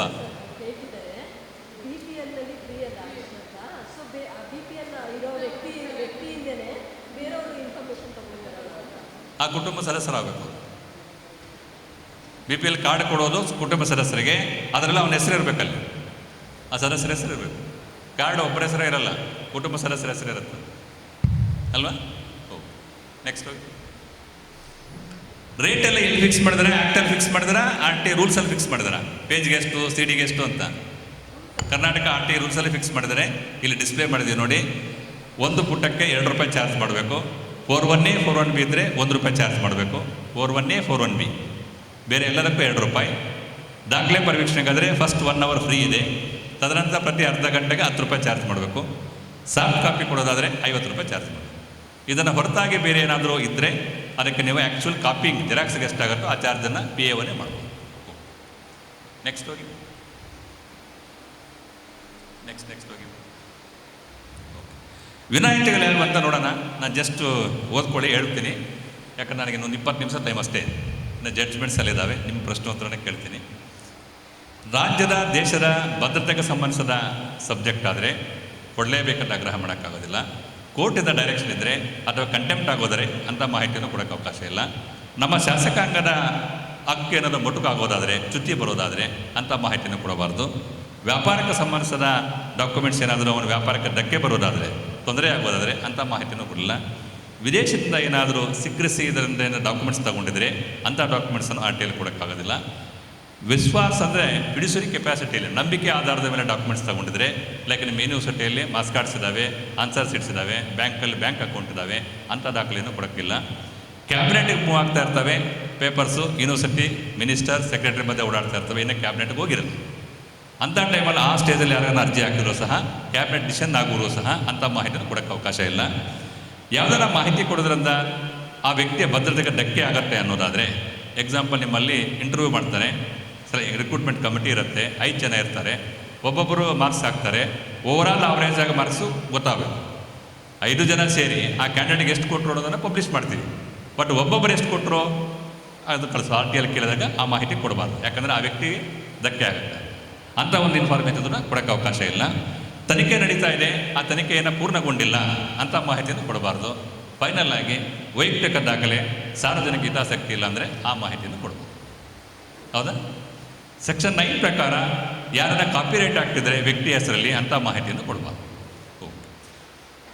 ಸೆಕ್ಷನ್ 11 ಹೋಗಿ ಮೇಡಮ್. 11 ಇಲ್ಲಿ ಥರ್ಡ್ ಪಾರ್ಟಿ ಇನ್ಫಾರ್ಮೇಷನ್. ನಿಮ್ಮಲ್ಲಿ ಟೆಂಡರ್ ಕರೆದಿರ್ತೀರಿ, ಆ ಬಿಡ್ದಾರನ GST, ಇನ್ಕಮ್ ಟ್ಯಾಕ್ಸ್ ಡೀಟೇಲ್ಸು ಇವೆಲ್ಲ ಇರ್ತವೆ. ಅಂಥ ಮಾಹಿತಿ ಕೇಳಿದಾಗ ಆ ಸಮಯದಲ್ಲಿ ಆ ಬಿಡ್ದಾರನಿಗೆ ಒಂದು ಪತ್ರ ಬರೀಬೇಕು, 10 ಡೇಸ್ ಟೈಮ್ ಕೊಡಬೇಕು. ಆತ ಏನಾದರೂ ನಿರಾಕರಣೆ ಮಾಡಿ ಅಂತ ರೀಸನ್ಸ್ ಬರೆದ್ರೆ ಆ ರೀಸನ್ಸ್ ವ್ಯಾಲಿಡ್ ಇದ್ದರೆ ನೀವು ನಿರಾಕರಣೆ ಮಾಡಬೇಕು. ನಿಮ್ಮ ಡಿಸಿಷನ್ ತೊಗೋಬೇಕಾದ್ರೆ ಅವನು ಬರೆದಿರ್ತಕ್ಕಂಥ ರೀಸನ್ಸನ್ನು ನೀವು ಪರಿಗಣಿಸಬೇಕು ಅಂತೀವಿ. ಆ ಟೈಮಲ್ಲಿ ನಿಮಗೆ 30 ದಿವಸದ ಬದಲಾಗಿ 40 ಡೇಸ್ ಟೈಮ್ ಇರುತ್ತೆ. ನೆಕ್ಸ್ಟ್ ಹೋಗಿ. ಓಕೆ, ನಿಮ್ಮಲ್ಲಿ ಆ್ಯಕ್ಚುಲಿ ಕಂಪ್ಲೇಂಟ್ ಇದೆ. ನಿಮ್ಮ ಫಸ್ಟ್ ಅಪ್ಲೈಡ್ ಅಥಾರಿಟಿಗೆ ಹೋಗೋಕ್ಕೆ ಮೊದಲೇ ನೇರವಾಗಿ ಆಯೋಗ ಕಂಪ್ಲೇಂಟ್ ಹೋಗ್ಬೋದು. ಸುಮಾರು ಕಂಪ್ಲೇಂಟ್ಸು ಲಾಡ್ಜ್ ಆಗ್ತವೆ. ಕಂಪ್ಲೇಂಟ್ ಕೊಟ್ಟಾಗ ಆಯೋಗದಿಂದ ಅರ್ಜಿದಾರನಿಗೆ ಮಾಹಿತಿ ಸಿಗಲ್ಲ. ಸಾರ್ವಜನಿಕ ಮಾಹಿತಿ ಅಧಿಕಾರಿ ತಪ್ಪು ಮಾಡಿದ್ರೆ ಇಲ್ಲ ಅನ್ನೋದಷ್ಟೇ ಅವ್ರಿಗೆ ಹೇಳ್ಬೇಕಾ ಹೊರತು ಡಿಸಿಷನ್ ತಗೊಂಡು ದಂಡ ಹಾಕ್ಬೋದು, ಆ್ಯಕ್ಷನ್ ರೆಕಮೆಂಡ್ ಮಾಡ್ಬೋದು. ಅರ್ಜಿದಾರನಿಗೆ ಮಾಹಿತಿ ಸಿಗೋದಿಲ್ಲ ಯಾವಾಗ ಕಂಪ್ಲೇಂಟ್ ಕೊಟ್ಟಾಗ. ಅದಕ್ಕೋಸ್ಕರ ಅವನು ಅಪೀಲೇ ಬರ್ತಾನೆ. ಅಪೀಲ್ ನಿಮ್ಮಲ್ಲೇ ಫಸ್ಟ್ ಅಪೀಲ್ ಇರುತ್ತೆ. ನಿಮ್ಮ ಯಾರು ಸಾರ್ವಜನಿಕ ಅಧಿಕಾರಿ ಇದ್ದಾರೆ ಮಾಹಿತಿ ಅಧಿಕಾರಿ, ಅವರ ಮೇಲಾಧಿಕಾರಿ ಒಬ್ಬರು ಫಸ್ಟ್ ಅಪ್ಡೇಟ್ ಇರ್ತಾರೆ, ಅವರಿಗೆ ಅಪೀಲ್ ಬರುತ್ತೆ. ಅವರು ಅಂಥ ಒಂದು ಪ್ರಾಧಿಕಾರ ಮೇಲ್ಮನವಿಯನ್ನು ಅರ್ಜಿ ಸ್ವೀಕರಿಸಿದ 45 ಡೇಸಲ್ಲಿ ಮ್ಯಾಕ್ಸಿಮಮ್, ನಾರ್ಮಲಿ 30 ಡೇಸಲ್ಲೇ ಮಾಡಬೇಕು. ಮ್ಯಾಕ್ಸಿಮಮ್ 45 ಡೇಸಲ್ಲಿ ಒಂದು ಅವಕಾಶ ಕೊಟ್ಟಿಬ್ಬರಿಗೆ ಅವ್ರ ನಿರ್ಣಯ ಹೇಳಬೇಕು, ಸಾರ್ವಜನಿಕ ಮಾಹಿತಿ ಅಧಿಕಾರಿ ಮಾಡೋದು ಸರಿನಾ ತಪ್ಪ ಅಂತ. ಆ ಒಂದು ಸಾರ್ವಜನಿಕ ಮಾಹಿತಿ ಅಧಿಕಾರಿ ತಪ್ಪು ಮಾಡಿದರೆ ಮಾಹಿತಿಯನ್ನು ಕೊಡಿಸ್ಬೇಕು. ಅದು ಸಾರ್ವಜನಿಕ ಮಾಹಿತಿ ಅಧಿಕಾರಿಗೆ ಪ್ರಥಮ ಮೇಲ್ಮನವಿ ಪ್ರಾಧಿಕಾರ ದಂಡ ಹಾಕೋಕ್ಕೆ ಅವಕಾಶ ಇಲ್ಲ. ನಿರಾಕರಣೆ ಮಾಡಿದರೆ ಇಲ್ಲಪ್ಪ ನಿರಾಕರಣೆ ಮಾಡೋದು ಸರಿಯಲ್ಲ, ಈ ಕಾರಣಕ್ಕೋಸ್ಕರ ಅವರ ಮಾಹಿತಿ ಕೊಡುವಂಥ ಆದೇಶ ಮಾಡಬೇಕು. ಇಲ್ಲ ಅವರು ಮಾಡಿದ ಸರಿ ಇದ್ದರೆ ಅವ್ರು ಮಾಡಿದ ಸರಿ ಇದೆ ಅಂತ ನಿರ್ಣಯ ಮಾಡಬೇಕು. Okay, next. ನಿಮ್ಮ ಅಪೀಲ್ ಟೈಮಲ್ಲಿ ಅರ್ಜಿದಾರ ಬರ್ಬೋದು, ಅಬ್ಜೆಂಟ್ ಇರ್ಬೋದು, ಇಲ್ಲ ಇನ್ನೊಬ್ಬನ್ನು ಕಳಿಸ್ಬೋದು. ಬರಲೇಬೇಕಂತೇನಿಲ್ಲ, ಹೌದಾ? ಅವ್ನು ಬಂದಿಲ್ಲ ಅಂತೇಳಿ ಅವನಿಗೆ ಏನಷ್ಟ ಮಾಡೋಕ್ಕೂ ಅವಕಾಶ ಇಲ್ಲ. ಬೇಸ್ಡ್ ಆನ್ ಮೆರಿಟ್ ಮೇಲೆ ನಿರ್ಣಯ ಮಾಡಬೇಕು. ನೆಕ್ಸ್ಟ್ ನೆಕ್ಸ್ಟ್ ಜಂಪ್ ಜಡ್ಜ್ಮೆಂಟ್ಸ್ ಹೋಗಿ. ಸೊ ಇದು ಸೆಕ್ಷನ್ 20 ಬಿಟ್ಟು ಆಲ್ಮೋಸ್ಟ್ ಕವರ್ ಮಾಡಿದ್ವಿ. ಒಂದು 5 ನಿಮಿಷ ಜಡ್ಜ್ಮೆಂಟ್ಸ್, ಇಂಪಾರ್ಟೆಂಟ್ ಜಡ್ಜ್ಮೆಂಟ್ ತೋರಿಸ್ತೀನಿ, ಆಮೇಲೆ ನೋಡಿ. ಹೋಗಿ ನಿಮಗೆ ಪ್ರಶ್ನೋತ್ತರ ಇದೆಯಾ? ಡೌಟ್ಸ್ ಇದಾವೆ ಜಾಸ್ತಿ? ಅವು ನೀವು ಓದ್ಕೊಂತ ಹೋದ್ರೆ ಬೇಕಾದ್ರೆ ಅದಕ್ಕೆ ಬಿಡ್ತೀನಿ. ಯಾಕಂದರೆ ನನ್ನ ಗೊತ್ತಿರೋಕ್ಕನ್ನ ನಿಮಗೆ ಏನೇನು ಆರ್ಟಿಕಲ್ ಡೌಟ್ಸ್ ಇದಾವೆ ಅವೆಲ್ಲ ಪ್ರಶ್ನೆ ಕೇಳಿ. ಹೇಳಿ, ಆನ್ ಮಾಡ್ಕೊಳ್ಳಿ.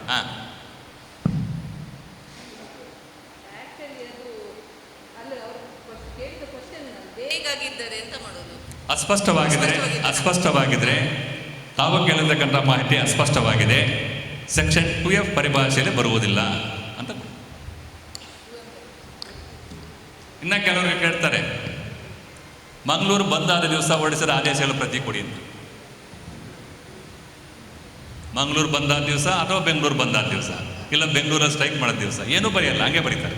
ಅವಾಗಲೂ ಅಷ್ಟೇ ನೀವು ಸೆಕ್ಷನ್ 2F ಅನ್ನು ಅದಕ್ಕೆ ಮಾಡಿಸಿ. ಬೇರೆ ಹೇಳಿ ಸರ್.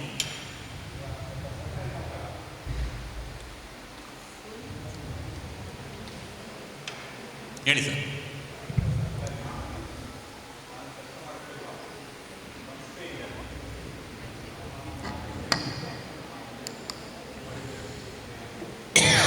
ಏನೇನೋ ನಿರ್ಬಂಧ ಇಲ್ಲ ಸರ್, ನಿರ್ಬಂಧ ಇಲ್ಲ. ಆದರೆ ಆ ಅಧಿಕಾರಿ ಅಥವಾ ನೌಕರ ಆಯಿತಾ ಆಕ್ಟಿವಿಸ್ಟ್ ರೂಪ ತಾಳಬಾರ್ದು, ಆಕ್ಟಿವಿಸ್ಟ್ ದಂಧೆ ಮಾಡ್ಕೋಬಾರ್ದು. ಸರಿ ಇಲ್ಲ, ಅರ್ಥ ಆಗ್ತಾ ಇಲ್ಲ.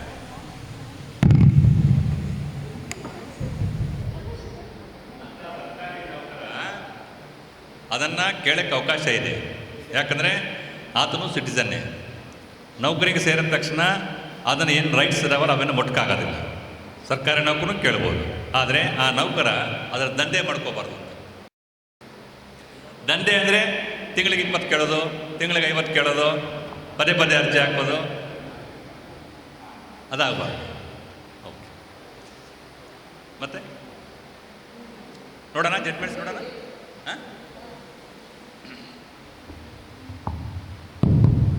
ಹೋಗಿ ಮೇಡಮ್, ನಮ್ಮದು ನೆಕ್ಸ್ಟ್ ಹೋಗಿ ಇವೆಲ್ಲ ಪೊಲೀಸು ಸ್ವಲ್ಪ ಸ್ಕಿಪ್ ಮಾಡಿ. ಹೋಗಿ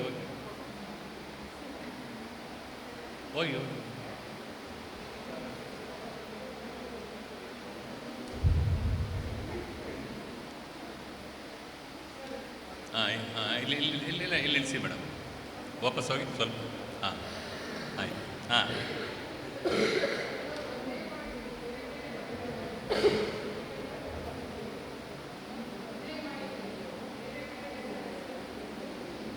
ಬೇರೆ ಬೇರೆ ಜನರ ಹೆಸರಲ್ಲಿ ಅಂದರೆ ಹೆಂಗೆ? ಬೇರೆ ಹೆಸರು ನಾನು ಹೆಂಗೆ ಕೇಳ್ತೀನಿ? ಹೌದು ಅಲ್ಲ, ಬೇರೆ ಹೆಸರಲ್ಲ, ಬೇರೆ ವ್ಯಕ್ತಿಲ ಅರ್ಜಿ ಸಲ್ಲಿಸಿದಂಗೆ ಆಯ್ತದು.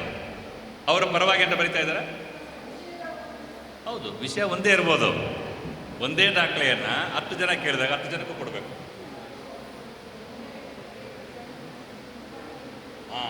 ತುಂಬ ಅರ್ಜಿ ಕೊಟ್ಟಾಗ ಹೆಂಗೆ ಡಿಸ್ಪೋಸ್ ಅಂದರೆ ವಾಲ್ಯೂಮಿನಸ್ ಇದ್ದರೆ ಪದೇ ಪದೇ ಅರ್ಜಿ ಆಗ್ತಾಯಿದ್ರೆ ನೋಡಿ, ಒಂದು ಇನ್ಕಮ್ ಟ್ಯಾಕ್ಸ್ ಡಿಪಾರ್ಟ್ಮೆಂಟ್ಗೆ 2008 ಪದೇ ಪದೇ ಅರ್ಜಿ ಆಗ್ತಾ ಇರ್ತಾರೆ. ಅವ್ರೇನು ಮಾಡ್ತಾರಂದರೆ 2008 ಸಹ ನೀನು ಪದೇ ಪದೇ ಅರ್ಜಿ ಆಗ್ತಾ ಇದೆಯಾ, ನಾನೊಬ್ಬ ಸಾರ್ವಜನಿಕ ಮಾಹಿತಿ ಅಧಿಕಾರಿ ನಿನಗೋಸ್ಕರ ನಿಲ್ತಾ ಇದ್ದೇನೆ, ಹಂಗಾಗಿ ಅದನ್ನ ಸಂಬಳ divide by 30 days divide by 8 hours divide by minute ಆಗಿ ಆಗಿನ ಕಾಲಕ್ಕೆ 48 ರೂಪಾಯಿ ಆಗುತ್ತೆ ಒಂದು ನಿಮಿಷಕ್ಕೆ. 48 ರೂಪಾಯಿ ಪ್ಲಸ್ 2 ರೂಪಾಯಿ 50 ರೂಪಾಯಿ ಬೇಸಿಕ್ ಕೊಟ್ಟು ಕೊಡ್ತೀನಿ ಅಂತ. ಆತ ಸರ್ಕಾರ ನಿಗದಿ ಮಾಡೋದು 2 ರೂಪಾಯಿ, ನೀವು 50 ರೂಪಾಯಿ ಚಾರ್ಜ್ ಮಾಡ್ತಾರೆ ಅಂತೇಳಿ ಆಯೋಗಕ್ಕೆ ಹೋಗ್ತಾರೆ. ಸೆಂಟ್ರಲ್ ಆಯೋಗದಲ್ಲೂ ಕರೆಕ್ಟ್ ಇದೆ ಅಂತ ಹೇಳ್ತಾರೆ. ಪದೇ ಪದೇ ಏನೋ ರಿಪಿಟೇಷನ್ ಇದ್ದಾಗ ಆರ್ತಿ ಮಾಡ್ಬೋದು. ಇಲ್ಲ ವಾಲ್ಯೂಮಿನಸ್ ಇದ್ದರೆ ದಾಖಲೆ ಪರಿವೀಕ್ಷಣೆ ಕರೀರಿ. ನೋಡಪ್ಪ, ತಾವು ಕೇಳತಕ್ಕಂಥ ಮಾಹಿತಿ ವಾಲ್ಯೂಮಿನಸ್ ಇದೆ, ಈ ಕಚೇರಿ ಹೆಚ್ಚಿನ ರಿಸೋರ್ಸಸ್ ವ್ಯಯ ಆಗುತ್ತೆ. ರಿಸೋರ್ಸ್ ಅಂದರೆ ಬರೀ ದುಡ್ಡು ಅಷ್ಟೇ ಅಲ್ಲ, ಅಧಿಕಾರಿ ಸಮಯನೂ ಸೇರಿ.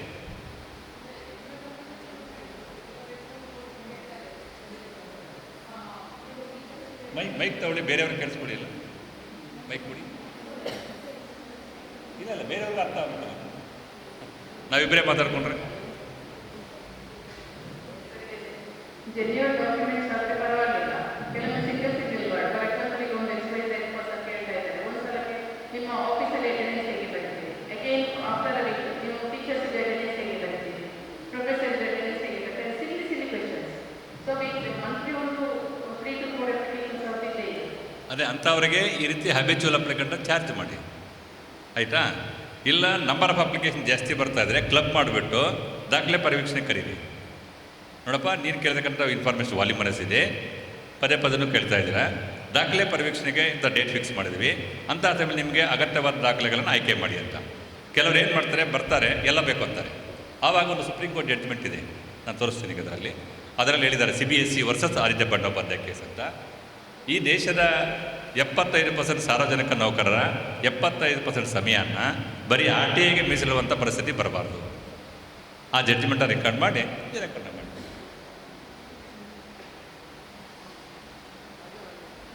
ಮತ್ತೆ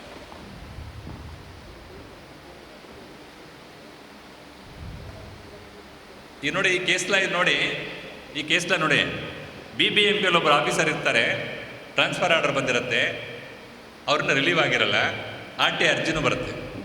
ಆ ಅರ್ಜಿ ನೋಡ್ತಾರೆ, ಅದನ್ನು ಕೊಡಬಾರ್ದಂತ ಅವ್ರಿಗೆ ಮನಸ್ಸಿರುತ್ತೆ.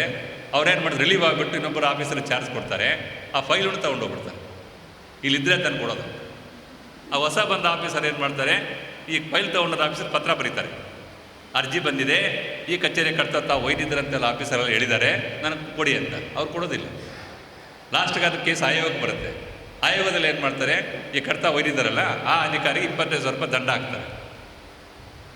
ಅವರೇನು ತೋರಿಸ್ತಾರೆ ನಮ್ಮಂಥವ್ರಿಗೆ ಯಾರಿಗೂ, ಇದೇನಿದು ನಿಮಗೆ ದಂಡ ಹಾಕ್ಬಿಟ್ಟಿದಲ್ಲ, ನೀವು ಸಾರ್ವಜನಿಕ ಮಾಹಿತಿನ ಅಧಿಕಾರಿ ಇಲ್ಲ, ಅಲ್ಲಿರೋರಿಗೆ ಆಗಬೇಕಾಗಿತ್ತು, RTI ಆ್ಯಕ್ಟಲ್ಲಿ ಬೇರೆಯವ್ರಿಗೆ ಹಾಕೋ ಅವಕಾಶನೇ ಇಲ್ಲ ಅಂತೇಳಿ ಹೈಕೋರ್ಟ್ಗೆ ಹೋಗೋಣ ಅಂತ ಹೇಳ್ತಾರೆ. ಹೈಕೋರ್ಟ್ಗೆ ಹೋಗ್ತಾರೆ.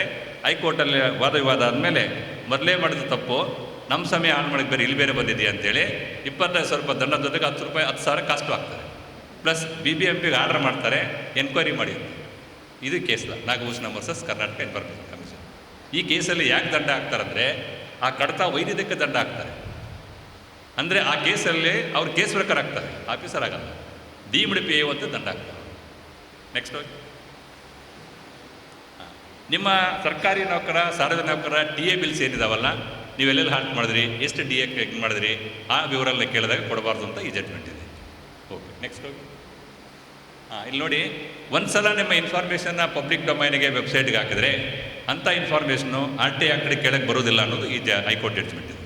ಆವಾಗ ಅಂಥ ಒಂದು ಅರ್ಜಿ ಬಂದರೆ ಇಂಥ ವೆಬ್ಸೈಟಲ್ಲಿ ನಮ್ಮ ಮಾಹಿತಿ ಇದೆ, ಅಲ್ಲಿ ಪಡೆಯಬಹುದು ಅಂತ ಅಷ್ಟೇ ಎಂಡಾಸ್ಮೆಂಟ್. ಅದಕ್ಕೆ ಸಂಬಂಧಿಸಿ ಒಂದು ಕ್ವಶನ್ ಸರ್.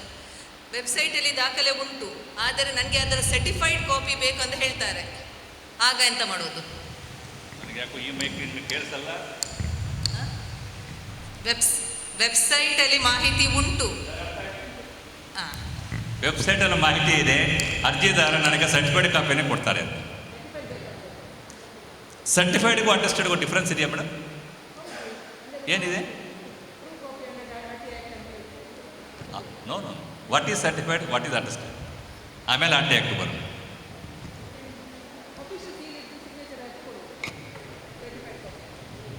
ಮೂಲ ಪ್ರತಿ ನೋಡಿ ಗೆಜೆಟ್ ಆಫೀಸರು ಸಹಿ ಮಾಡಿ ದೃಢೀಕರಿಸೋದು ಅಟೆಸ್ಟೇಷನ್, ಅದು ಸರ್ಟಿಫೈಡ್ ಅಲ್ಲ. ನನಗೆ ಯಾರೋ ಮಾರ್ಕ್ಸ್ ಕಾರ್ಡ್ ತೋರಿಸಿದ್ರೆ ಆ ಮಾರ್ಕ್ಸ್ ಕಾರ್ಡ್ ಜೆರಾಕ್ಸ್ ಮೇಲೆ ಒರಿಜಿನಲ್ ನೋಡಿ ಹೌದು ಯಥಾಪ್ರತಿ ಅಂತೇಳಿ ಸೀಲ್ ಹಾಕಿ ದೃಢೀಕರಿಸಿದ್ರೆ ಅನ್ನೋದು ಅಟೆಸ್ಟೆಡ್ ಕಾಪಿ. ನಿಮ್ಮ ಯೂನಿವರ್ಸಿಟಿಯವರು ನನ್ನ ಮಾರ್ಕ್ಸ್ ಕಾರ್ಡ್ ಕಳೆದೋಗಿದೆ, ಅದು ನಾನು ಕಳೆದೋದ ಮಾರ್ಕ್ಸ್ ಕಾರ್ಡನ್ನು ನಾನು ನಿಮಗೆ ಮತ್ತೆ ಕೊಡಿ ಅಂತ ಸರ್ಟಿಫೈಡ್ ಕಾಪಿ ಅಂತ ಕೊಡ್ತೀವಿ.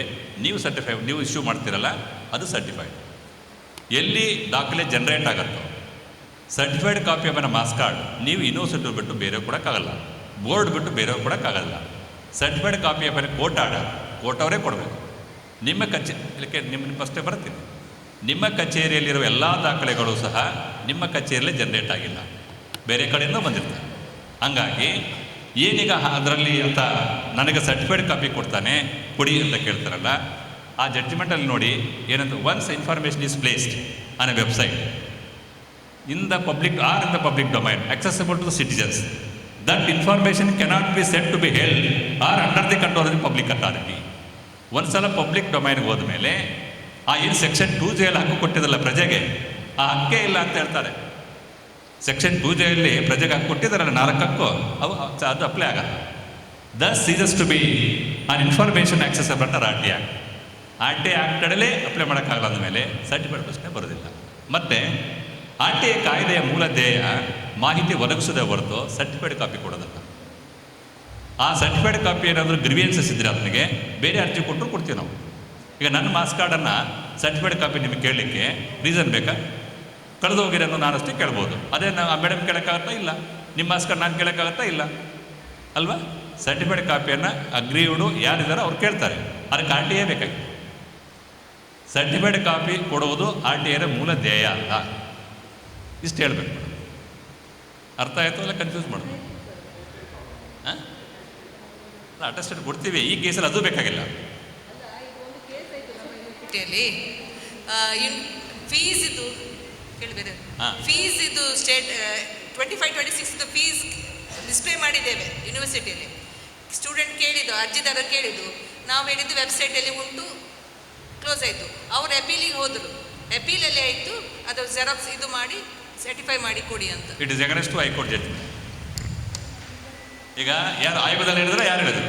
ನಿಮ್ಮ ಫಸ್ಟ್ ಅಪ್ರೇಟ್ ಅಂತ ಹೇಳಿದ್ರೆ ದೆನ್ ಅದು ಬೇರೆ. ನಾನು ಹೇಳ್ತೇನೆ ಈಗ ರೈಟ್ ಆರ್ ರಾಂಗ್, ನಿಮ್ಮ ಫಸ್ಟ್ ಅಪ್ರೇಟ್ ಅಥಾರಿಟಿ ಡಿಸಿಷನ್ ನಿಮ್ಮ ಮೇಲೆ ಬೈಂಡಿಂಗ್ ಇದೆ, ಆದರೆ ಆ ಡಿಸಿಷನ್ನು ಎಗನೆಸ್ಟು ಹೈಕೋರ್ಟ್ ಅಷ್ಟು ಮಾತ್ರ ಹೇಳ್ಬೋದು.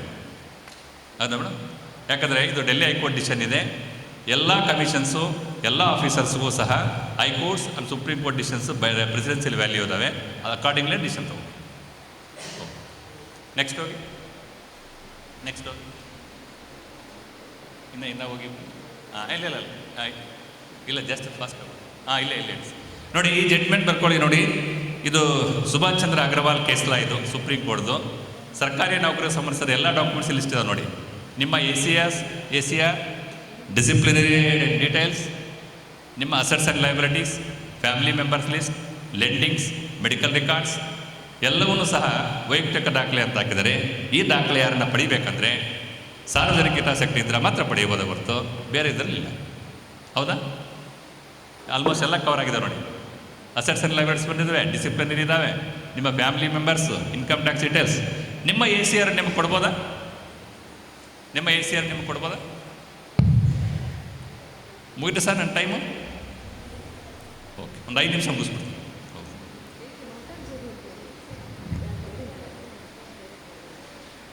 ನಿಮ್ಮ ACR ನಿಮಗೆ ಕೊಡಬೇಕಾ? ಇಲ್ಲ. ACR ಅಂದರೆ ಗೊತ್ತಿಲ್ಲ?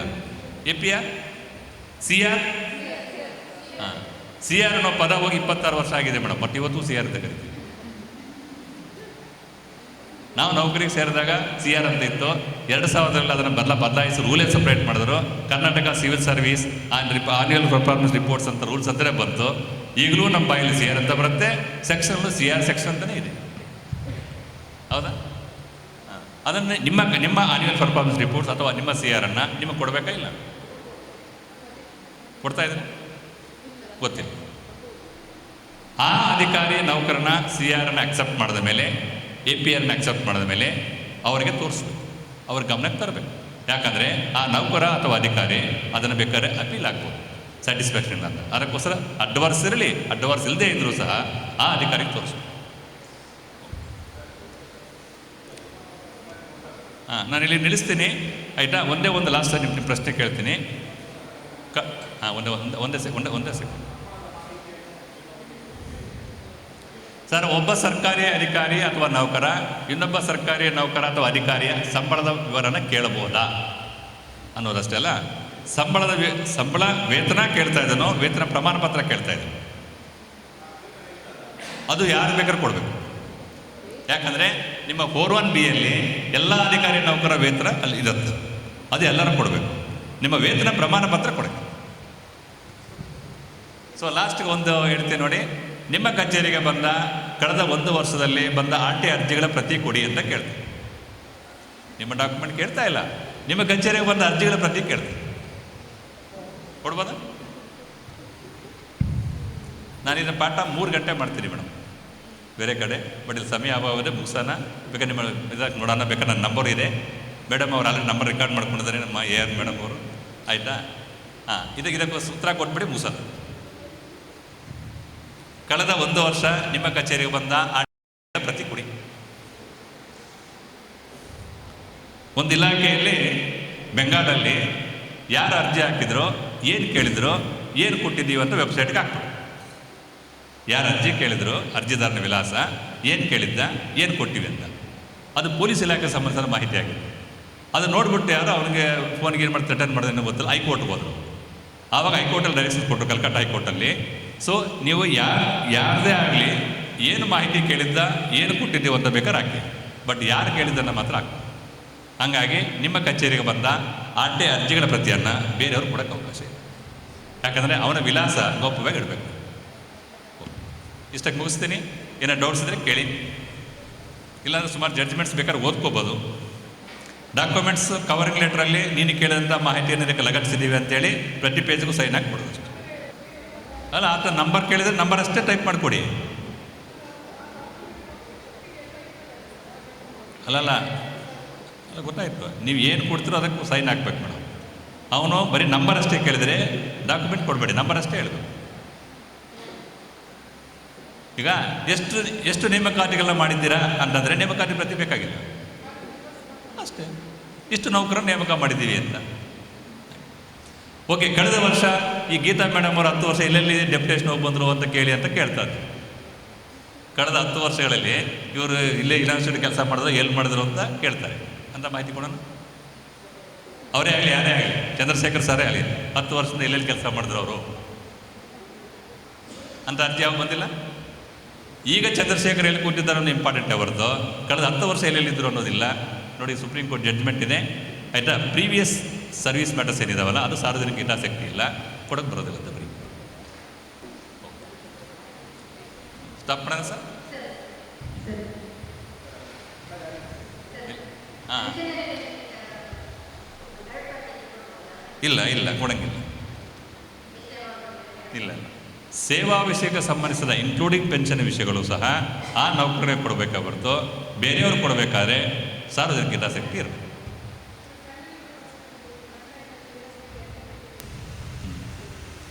ಅಲ್ಲ, ಗಂಡ ತೀರೋಗಿದ್ದು ಹೆಂಡತಿ ಪೆನ್ಷನ್ ಆವಾಗ ಕೊಡಬೇಕು. ಬದುಕಿದ್ರೆ ಎರಡು ತಿಂಗಳಿಂದ ನಮಗೆ ಹೈಕೋರ್ಟ್ ಜಡ್ಜ್ಮೆಂಟ್ ಇದೆ, ಆಯಿತಾ? ಹೆಂಡತಿ ಆದರೂ ಸಹ ತನ್ನ ಗಂಡನ ವೇತನ ಪ್ರಮಾಣ ಪತ್ರ ಇಲ್ಲ. ಅವರಲ್ಲಿ ಆ ಕೇಸ ಹೇಳಿದ್ದಾರೆ, ಡಿಸ್ಪ್ಯೂಟ್ ಇದೆ, ಮ್ಯಾಟ್ರಿಮೋನಿಯಲ್ ಡಿಸ್ಪ್ಯೂಟ್ ಇದೆ, ಕೊಡಿ ಅಂದಾಗ ಕೋರ್ಟಿಂದ ಕಾಲ್ ಮಾಡಬಹುದೇ ಹೊರತು RTI ಬೇಡ ಅಂತ ಹೇಳಿದ್ದಾರೆ. ಸರ್, ಒಂದು ಕ್ವಶನ್ ಬಂದಿದೆ ಸರ್. ಎಲ್ಲಿ ಸರ್, ಇದು ಇಷ್ಟು ಗ್ರ್ಯಾಂಟ್ ಬಂದಿದೆ ಯೂನಿವರ್ಸಿಟಿಗೆ ಪೆನ್ಷನಿಗೆ, ಯಾರ್ಯಾರಿಗೆ ಹಂಚಿಕೆ ಆಗಿದೆ ಅದು ಕೊಡಬಹುದಾ ಇಲ್ಲವಾ? ಪೆನ್ಷನ್ದಾರನ ಪಟ್ಟಿ ಕೊಡ್ಬೋದು.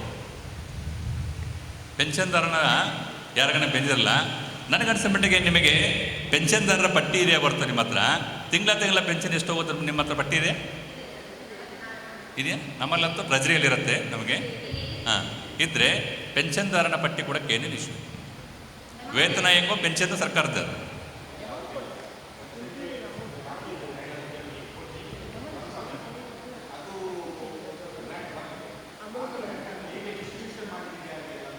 ಹೌದು, ಆ ಪೆನ್ಷನ್ದಾರರ ಇದು ಅಮೌಂಟ್ ಕೊಡ್ಬೋದು, ವೇತನ ಇದ್ದಂಗೆ ಅದು. ಹೌದು, ಗೌರ್ಮೆಂಟ್ದೇ ಅಲ್ವಾ ಅದು.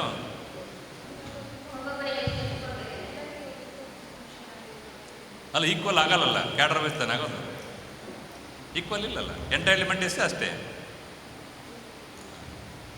ಪೆನ್ಷನ್ನು ಈಕ್ವಲ್ ಡಿಸ್ಟ್ರಿಬ್ಯೂಷನ್ ಬರೋದಿಲ್ಲ ಅಲ್ಲ, ಪ್ರಪೋರ್ಷನೇಟೇ ವಾಟ್ ಈಸ್ ಈಸ್ ಎಂಟೈಟಲ್ ಅಷ್ಟೇ ಕೊಡಬೇಕು, ಅದಕ್ಕೆ ಆಚೆ ಕಡೆ ಹೋಗ್ಬೇಕು ಅನ್ನೋದು ಅದನ್ನು ಪರಿಶೀಲನೆ ಮಾಡ್ತಾರೆ. ಸರ್, ಈಗ ಕಳೆದ 1-2 ತಿಂಗಳ ಹಿಂದೆ ಇದು ಔಟ್ಸೋರ್ಸ್ಗೆ ಸಂಬಂಧಪಟ್ಟ ಹಾಗೆ ಛತ್ತೀಸ್ಗಢ ಹೈಕೋರ್ಟು ಒಂದು ಜಡ್ಜ್ಮೆಂಟ್ ಕೊಟ್ಟಿದೆ. 10 ವರ್ಷಗಳನ್ನು ಪೂರೈಸಿದ ತಾತ್ಕಾಲಿಕ ಸಿಬ್ಬಂದಿ, ಹೊರಗುತ್ತೆ ಸಿಬ್ಬಂದಿಯವರನ್ನು ಅಲ್ಲಿಯ ಕೋರ್ಟ್ ಏನು ಹೇಳ್ತಿದೆ, ಅವರನ್ನು ನೇಮಕಾತಿ ಮಾಡಬೇಕು ಅಂತ ಹೇಳ್ತದೆ. ಅದನ್ನು ನಾವು ಕರ್ನಾಟಕ ರಾಜ್ಯದಲ್ಲಿ ಇಂಪ್ಲಿಮೆಂಟ್ ಮಾಡಲಿಕ್ಕೆ ಸಾಧ್ಯ ಇದೆಯಾ? Sir, why only Chhattisgarh high court? Supreme court judgment ಬಂತು ಉಮಾದೇವಿ ಕೇಸಲ್ಲಿ, ಆಯಿತಾ, 2006 ಕೇಸು ಬಂತು. ಏನಂತ, ಆ ಡೇಟ್ಗೆ ಯಾರು ಕಂಟಿನ್ಯೂಸ್ ಆಗಿ 10 ವರ್ಷ ಸರ್ವಿಸ್ ಮಾಡಿದಾರೋ ವಿತೌಟ್ ಎನಿ ಬ್ರೇಕೇಜ್, ಕೋರ್ಟ್ಗೇನು ಹೋಗಿದ್ದೀರಾ, ಎಲ್ಲಿ ಅವ್ರನ್ನ ಪ್ರೊಸೀಜರ್ ಪ್ರಕಾರ ಏನು ಕ್ವಾಲಿಫಿಕೇಷನ್ ಇದ್ದರೆ, ಅವನ್ನ ಎಲಿಜಿಬಿಲಿಟಿ ಇದ್ದರೆ ಅವನ್ನ ರೆಗ್ಯುಲರೈಸ್ ಮಾಡಿ ಅಂತ ಕೊಡ್ತೀವಿ. ನಮ್ಮಲ್ಲಿ ಸುಮಾರು ಜನ ರೆಗ್ಯುಲರೈಸ್ ಮಾಡಿದ್ರು. ನಂತರವೂ ಸಹ ಆಮೇಲೆ ಡೈಲಿ ಬೇಸಿಸ್ ತಗೊಂಡು ಹೈಕೋರ್ಟ್ಗೆ ಹೋದಾಗಲೂ ಸಹ ನಮ್ಮ ಹೈಕೋರ್ಟ್ ಡಿಸಿಷನ್ಸೇ ಕೊಟ್ಟಿದೆ. ನೀವೇನೋ ನಂತರವೂ ಸಹ ತೊಗೊಂಡಿದ್ರು ಸಹ ಆ ಡೇಟ್ಗೆ ಅಷ್ಟೇ ಅಲ್ಲ, ಈಗಲೂ ರೆಗ್ಯುಲರೈಸ್ ಮಾಡಿ ಅಂತ ಕೊಟ್ಟಿದೆ. ನಮ್ಮದೇ ಹೈಕೋರ್ಟ್ ಡಿಸಿಷನ್ ಕೊಟ್ಟಿದೆ. ಬೆಂಗಳೂರು ಯೂನಿವರ್ಸಿಟಿ ಕೇಸಲ್ಲಿ ಬೇಕಾದ್ರೆ ನಿಮ್ಗೆ ಕಾಪಿ ಕೊಡ್ತೀನಿ, ನನ್ನ ಹತ್ರ ಇದೆ, ನಮ್ಮ ಹೈಕೋರ್ಟೇ ಕೊಟ್ಟಿದೆ. ಸುಮಾರು ಜನ ಏನಿದೆ ಅಂದರೆ ಉಮಾದೇವಿ ಕೇಸ್ ಬಂದಾಗ ಅಷ್ಟೇ, ನಂತರ ಯಾರಿಗೂ ರೆಗ್ಯುಲರೈಸ್ ಮಾಡೋಕ್ಕೆ ಅವಕಾಶ ಇಲ್ಲ. ಆ ಕೇಸ್ಲಲ್ಲೇ ಕರೆಕ್ಟಾಗಿ ಅಲ್ಲಿ ನಿಲ್ಲಿಸಿ ಅಂತಲೇ ಇದೆ, ಆದರೆ ಅಲ್ಲಿಗೆ ನಿಲ್ಲಿಸಿ ಆ ಡೇಟ್ಗೆ ಯಾರಿದ್ರೆ ರೆಗ್ಯುಲರೈಸ್ ಮಾಡಿ ಅಂತ. ನಂತರವೂ ನೀವು ಡೈಲಿ ವೇಸಲ್ಲಿ ತೊಗೊಂಡಿದ್ರೆ, ಆ ಡೈಲಿ ವೇಸಲ್ಲಿ ತೊಗೊಂಡಂಥ ಎಂಪ್ಲಾಯಿ ಕಂಟಿನ್ಯೂಸ್ ಸರ್ವಿಸ್ 10 ವರ್ಷ ಇದ್ದರೆ ವಿತೌಟ್ ಎನಿ ಬ್ರೇಕೇಜ್ ಅಥವಾ ಕೋರ್ಟ್ ಸ್ಟೇಯಿಂದ ಕಂಟಿನ್ಯೂ ಆಗಿರಬಾರ್ದು. ಪ್ಲಸ್ ಆ ಪೋಸ್ಟ್ ಖಾಲಿ ಇರಬೇಕು. ಆ ಪೋಸ್ಟ್ ಖಾಲಿ ಇರೋದಕ್ಕೆ ಎಲಿಜಿಬಿಲಿಟಿ ಇದ್ದರೆ ಮಾಡೋಕ್ಕೆ ಅವಕಾಶ ಇದೆ. ಆ ಕೇಸ್ಲ ಬೇಕಾದ್ರೆ ನಾನು ನಿಮಗೆ ಕೊಡ್ತೀನಿ ಸರ್.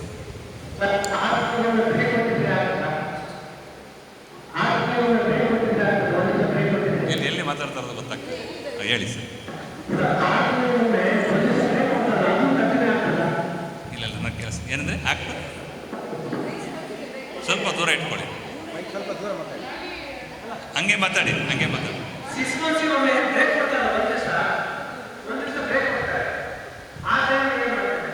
ಅವೆಲ್ಲ ಕಂಟಿನ್ಯೂಟಿ ಅಂತ ಆಲ್ರೆಡಿ ಸುಮಾರು ಜಡ್ಜ್ಮೆಂಟ್ಸ್ ಆಗಿದೆ. ನೀವು ಟೆಕ್ನಿಕಲಾಗಿ ಬ್ರೇಕ್ ಕೊಟ್ಟರು ಒಪ್ಪಲ್ಲ, ಇಟ್ ಇಸ್ ಕಂಟಿನ್ಯೂಟಿ ಸರ್ವಿಸ್. ನಮ್ಮಲ್ಲೇ ಸುಮಾರು ಇದರಲ್ಲಿ ಒಂದು ದಿವಸ ಬ್ರೇಕ್ ಮಾಡೋದು ಆರ್ಡರ್ ಕೊಡೋದಿದೆಯಲ್ಲ, that is also consider continuity service.